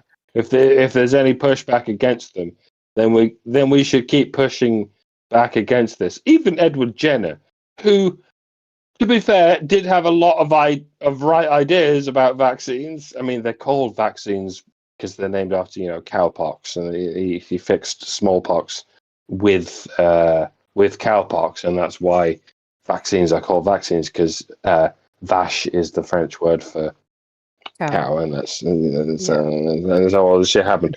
And like anybody remembers the line "Fessy la vache" from Monty Python and the Holy Grail? Get the cow. Scientists can accept that that people are right as long as there's not too much pushback against it. But if there is too much pushback against it, then you get the likes of Typhoid Mary, and you get the likes of Ignos Semmelweis. Like, we have to give women the benefit of the doubt, but we don't have to give men the benefit of the doubt. And we should have learned our lesson. And I'm not just talking about 50 years ago with the fucking thalidomide thing. I'm talking about fucking 200 years ago with the likes of all the male surgeons and all the male doctors who had exactly the right idea, but we still can't accept that they had the right idea. And in light of recent episodes, I have to wonder how many hundreds of years it's going to take before the general public can get on board with the idea that recent events were mistakes. And you know what I'm talking about, but I can't elaborate on what I'm talking about. I'm not sure. Which ones are you talking about, Mike? That is nothing in particular. Nothing in particular. I'm not saying anything. But you're right. It is, a lot of it is vanity, which, again, this goes right back to what we're reading. Women are more tolerated in their vanity than men. So you see more instances where women's egos are allowed to dictate that individuals who are being trod upon, or that their rights are being trampled, that they just have to put up with it because the people trampling them are women. And I really, that line in The Advocate, where God, I can't think of the actor's name. Fuck. Pacino says, as the devil says, "Vanity is my favorite sin." I do believe that that is true. I think pretty much every other sin, it's just like, the part of the Bible where Jesus tells Nicodemus that all of the law and all of the prophets hang on the two commandments about love, which love is the opposite of vanity. You cannot have love for someone other than yourself, whether it's God, whether it's another human being, without humility. Humility is a precursor. It's a prerequisite to love, because you have to be able to put the other person before yourself. But vanity is the opposite. And even though people think hate is the opposite of love, vanity is the true opposite of love. And narcissism is the epitome of vanity. And I think society does not inoculate us against narcissism the way that it does, functional men, boys that grow up in good circumstances, at least good enough that they mature the way a human being should mature. They are inoculated against that narcissism and against that level of vanity, to where they define themselves based on how they benefit their community. And girls, rather than being inoculated against that, are actually taught to, at least in part, define themselves on how their community benefits them and how their community venerates them, and to feel entitled to have a good self-image and to be fed, basically, something that will give them that good self-image. So to have their narcissism fed. And as a result, you end up with that level of entitlement. Like Typhoid Mary couldn't be humble about being told to wash her hands, because her pride as a woman, she couldn't be told she was dirty. Like, she couldn't be told that she had, some sort of flaw that she needed to wash off in order to cook for people and be safe. It was an insult to her femininity. Right? And I think, to a degree, people who are highly educated develop that same kind of vanity, but they can't be told there's something they don't already know. Yeah. Right? They can't be told they're wrong about something. And it's a feminine behavior.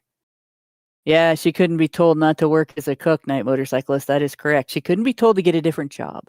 You are not qualified to do this job if your ego is going to prevent you from following instructions. Men get told that all the time. You can't do this job because your ego prevents you from following instructions. You won't follow safety procedures. You won't wear your PPE. All right, that's it. You've been written up this many times. You're fired. But yeah, and similarly, we'll get into the paragraph more about violence against women and girls next week. We're going to look at the fact that they lie about connections between mass shooters and the men's rights movement. But this is one of those instances. Before we get into this next week, I want to point out this week. Again, just to remind you, a very small percentage of the violence in the world targets women and girls. And feminists will single out that percentage, and a very small percentage of that primarily targets women and girls if you define it the way feminists define it. For example,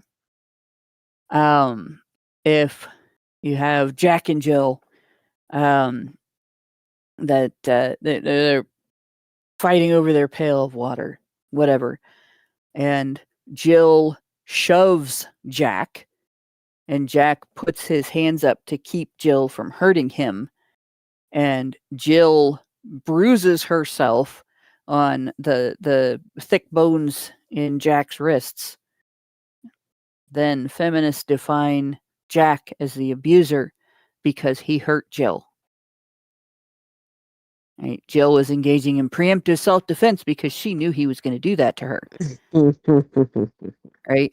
So that's how feminists are able to claim that domestic violence primarily targets women and girls. Meanwhile, 70% of victims of domestic violence who don't use violence even in self-defense are men. Right? Only 30% of non-violent victims of domestic violence are women. And when there is two-way violence, that's associated with more frequent perpetration among women, but not more frequent perpetration among men, which means even when the violence is two-way, women are initiating more, and they're doing it and not getting retaliation every single time. They're not getting self-defense every single time from the guy, indicating that when a guy finally does defend himself, more often than not, it's because he's been pushed to the point where he has no other choice, or he cannot, like, it's a snap thing. And of course, the other statistic, the one that feminists like to focus on, is that when there is one-way or two-way violence that affects a female, she's more likely to be injured than violence affecting a male in heterosexual relationships. Well, if you take somebody who is bigger and stronger, faster, and more experienced at using violence, and you remove their ability to pull their punches, you put them in a situation where the violence is completely out of control. It's happening in the heat of a moment where they snap, where they're trying to defend themselves against somebody trying to stab them or otherwise do them serious harm. They don't have the control available to them at that point to pull their punches to the degree that, coddling their attacker can happen. And of course, that means their attacker is going to get hurt more. Now, that doesn't mean that there are still those, the smallest percentage of domestic violence is the category where the guy perpetrates and the woman doesn't fight back, right? And women get hurt in that circumstance as well. But it is the smallest category. And so feminists will treat that as the main thing. And then the other thing that they'll do is they'll single out how many women who are killed by homicide are killed by their family members. And they'll refer to all of that as partner violence. Yeah. Even if it's their kids, their siblings, their parents, it's still partner violence. Worldwide, about 44% of homicides in that category affect men. It's male victims. So it's actually pretty close to half and half. But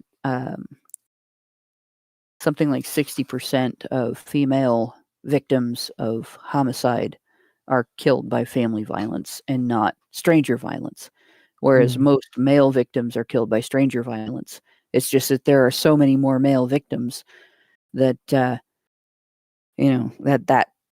that's the case, that most of them are killed by stranger violence. Strangers don't attack women as frequently. Feminists will use this to imply that women are the bigger victims of homicide and family violence. But the reality is women are still the bigger perpetrators. And when it comes to violence in general, women are mostly protected. And it's only under very limited circumstances where women remain in violent environments with a violent partner or violent family members that they actually end up getting injured or killed. So it's something to think about. But in any case, I'm going to go to our super chats, and then if you guys have anything else to add, speak now or forever hold your peace. Till next week. But I'll wait till I see what the super chats have to say. we have two. We have a super chow from Meredith G, who gave us $5 and said, HBR Talk 378, honey for the badgers. Thanks for the thought-provoking conversation. How dare you? You can't say things like this. We have provoked all the thoughts. Yeah. Thank you, Meredith. Love you. And we have Howl, I think. HAHOAUL. That's O is first. It's hard for me with gray on blue text. Man, that's like, it sticks out from my computer. It looks 3D. That is so I think it's Howl. Yeah. Howl 1406 gave us 5 GBP and said, will you guys ever go back to talking about the suffragettes like before? Yes, we will eventually get back to that. There are several things I want to talk about. It's just that right now, with all of the USAID and budgeting stuff taking place and the controversy over U.S. Relationships with the UN and NATO, I wanted to point out these things, and we've been going over the financial stuff too. So there we go. But we will eventually get back, because I still have more of that timeline to go over, and I still want to publish the timeline.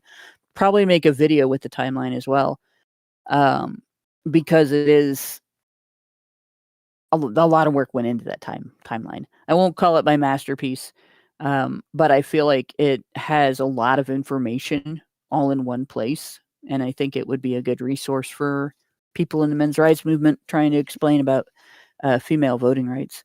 Mm-hmm. And why they were never earned the way that men's were. But yeah. So we will get back to it eventually. And we'll see if people really understand. It's funny. I've actually discussed the issue like outside of the men's rights movement with people, and they do the la la la, I can't hear you. Mm-hmm. Right. Actually, I had a bunch of guys on another stream shout me down because I said there are valid reasons for questioning women's right to vote. No, there's not. You can't say that. My God, yes, dude. there fucking is, and don't get so emotional about it. Yeah, open your mind to the suggestion. Just maybe you might need to, just take a step back and think about it for a second. Think about the arguments that we present. Yeah. Well, and the thing is, if the arguments aren't valid, you should be able to argue against them successfully and knock them down. Correct. But no, that's not. They want to argue. They want to argue and be right, and I'm sorry, but you're just not right on this. There are plenty of valid reasons why women should not vote, and yes, I am a woman, and I am saying this, and I absolutely agree. I would gladly give up my vote if it means that Cardi B doesn't get to vote.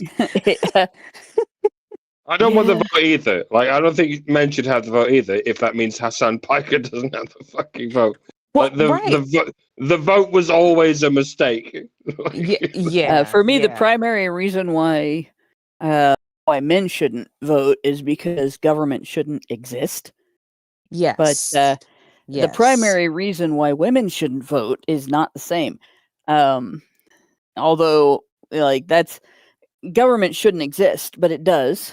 Right. So men vote because if they don't get a say in how things are run. And just a recap for people who weren't around for our older discussions, like if you go back through our live streams, you can find us discussing the suffragettes the history of suffrage, which is not just women's suffrage, but all suffrage in English common law, which is the governing sort of the framework on which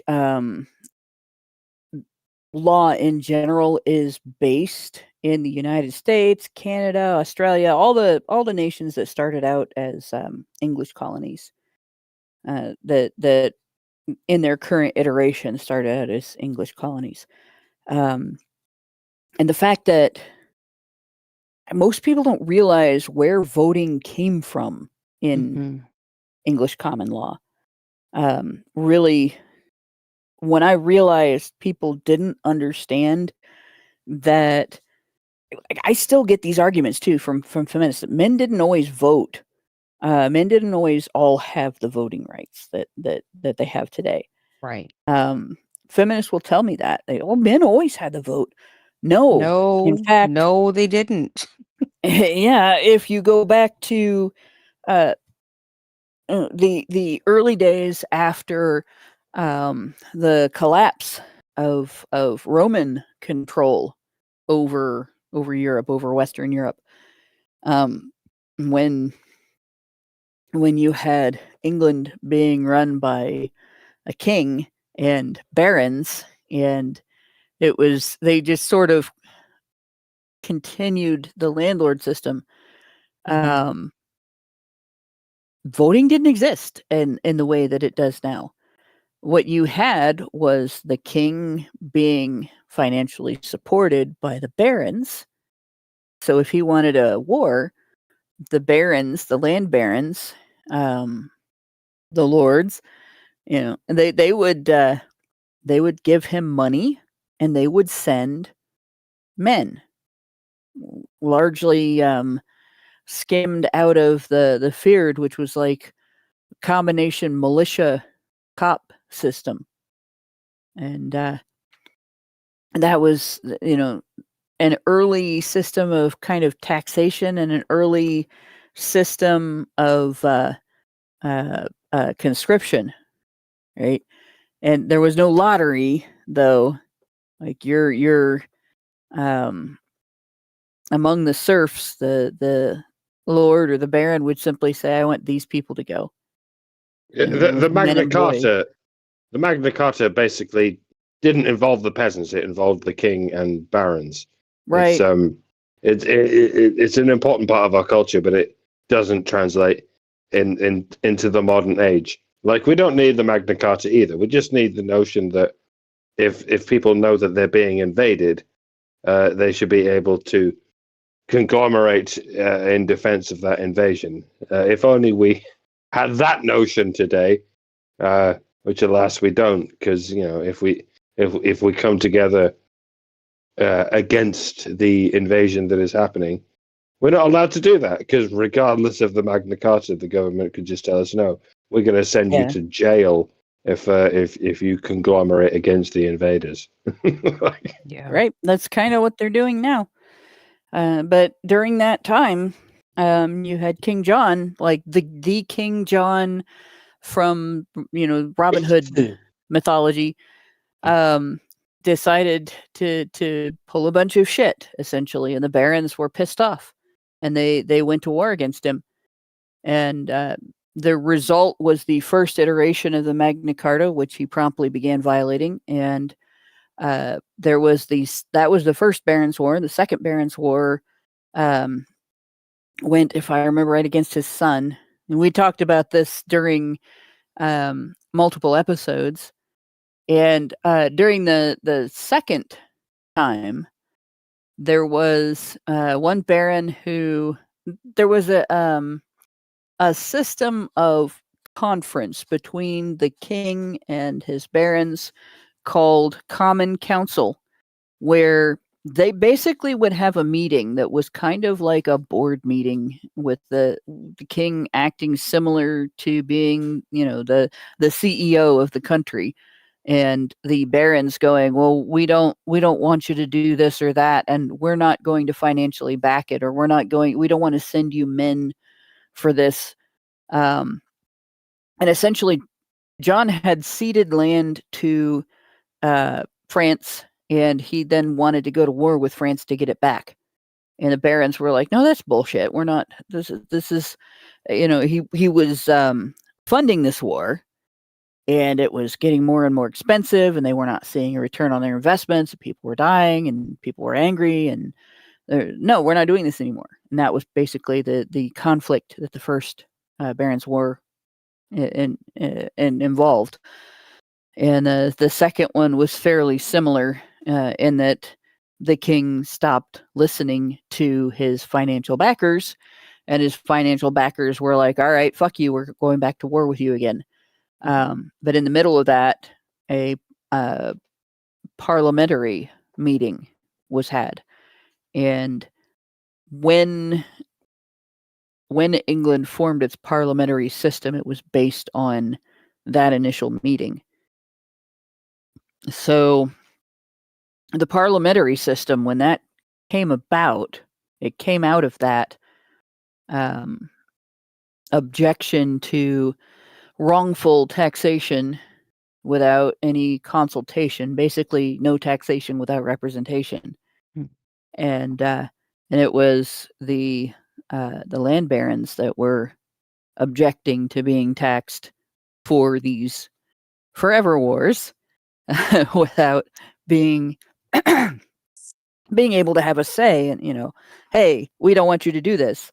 We don't want to fund this.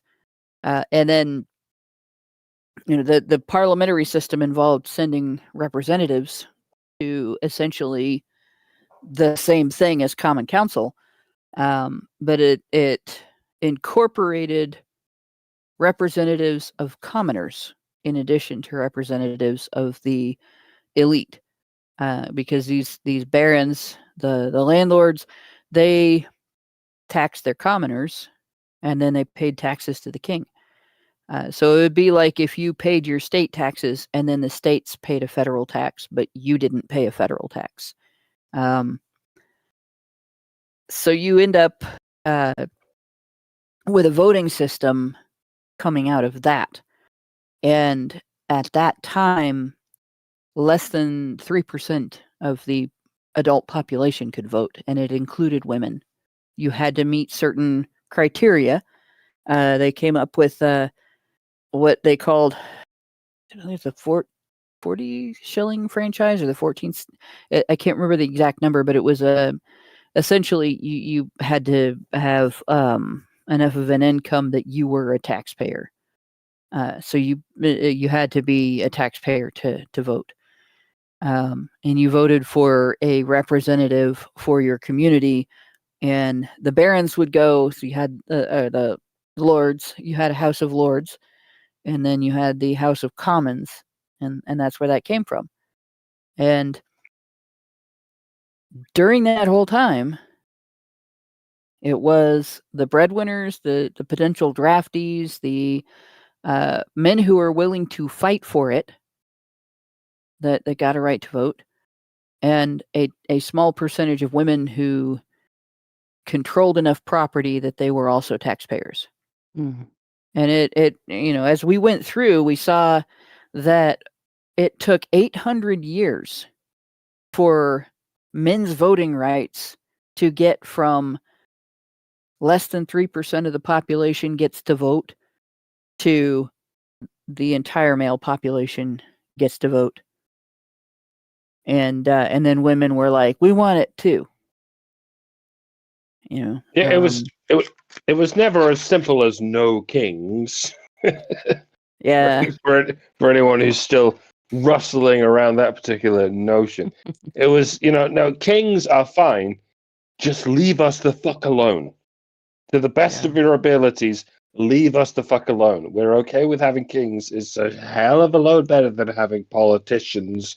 Not that we knew what politicians were at the time. If only we did, we would have, we would have signified that at the time.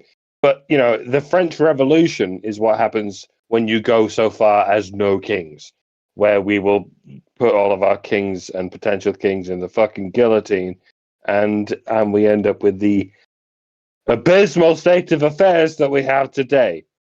This is the difference between the Magna Carta and the French Revolution, and the American Constitution. Like somewhere in between these points of reference is the right thing to do. We don't quite know what it was. I mean, the French nobility went too far. That's hardly up for debate, and that's why the French Revolution happened. And this was what sent the shits up of the royalty of all the other European nations, and that's largely why. That's largely what inspired the American Revolution. And good on you. You went in the right direction, but replacing kings with politicians has caused all kinds of other problems. And I'm not here to tell you what the right thing was to do. I don't know what the fuck the right thing was to do, but like I said, it's somewhere in between the Magna Carta and the French Revolution and the American Constitution. But you should probably move away from the French Revolution because that was a mistake. The Magna Carta wasn't a mistake, but it wasn't a foolproof document. Nor is the American Constitution a foolproof document. It has been as corrupted as the Magna Carta has been, almost as corrupted as the French Revolution has been. But I look forward to the future where we can figure out the happy medium between these various revolutions. Good luck, everyone. If there is one to be had. Yeah. And that's the difficult choice, right? Is trying to figure out, can we believe the idea that some humans should be in a position of authority over all of the other humans in their nation, that they're so superior that other people should have to do what they say? Can we have that and not have those people become corrupt? It's a very difficult prospect. And I don't know. I don't know of any government that ever existed that never became corrupt at some point. Yeah. So it's one of those, like, I've developed a philosophy with medication. If I'm not going to die without it, I don't want it in my body. Mm-hmm. Right? If I'm not going to get so sick that I can't do stuff without it, I don't want it in my body. Like, I'll take allergy pills because I have to, if I want to breathe and stay in Ohio and not move to Arizona. Which I might be able to not take allergy pills if I lived in Arizona. Maybe. It's just a maybe, though. But like, when I get to I have a lot of chronic pain from the stuff that is going on with my body. I don't take anything for it. I don't usually even take aspirin or ibuprofen unless I'm in real trouble, because I don't want to make my body process that.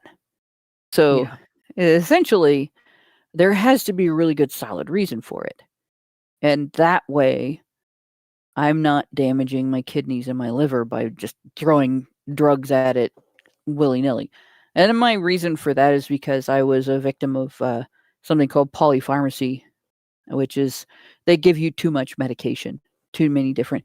Having a lot of medication, different medication that you're taking, is a condition called polypharmacy. But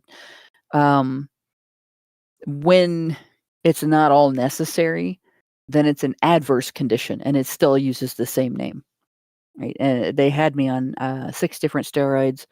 They had me on antihistamines. They had me on decongestants. They had me on all kinds of crap.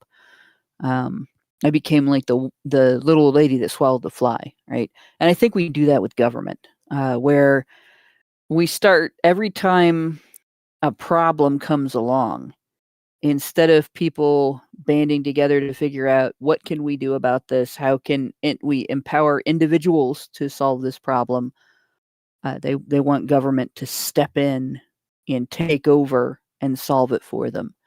and it's become the magic pill that people take for every little thing, whether it's needed or not.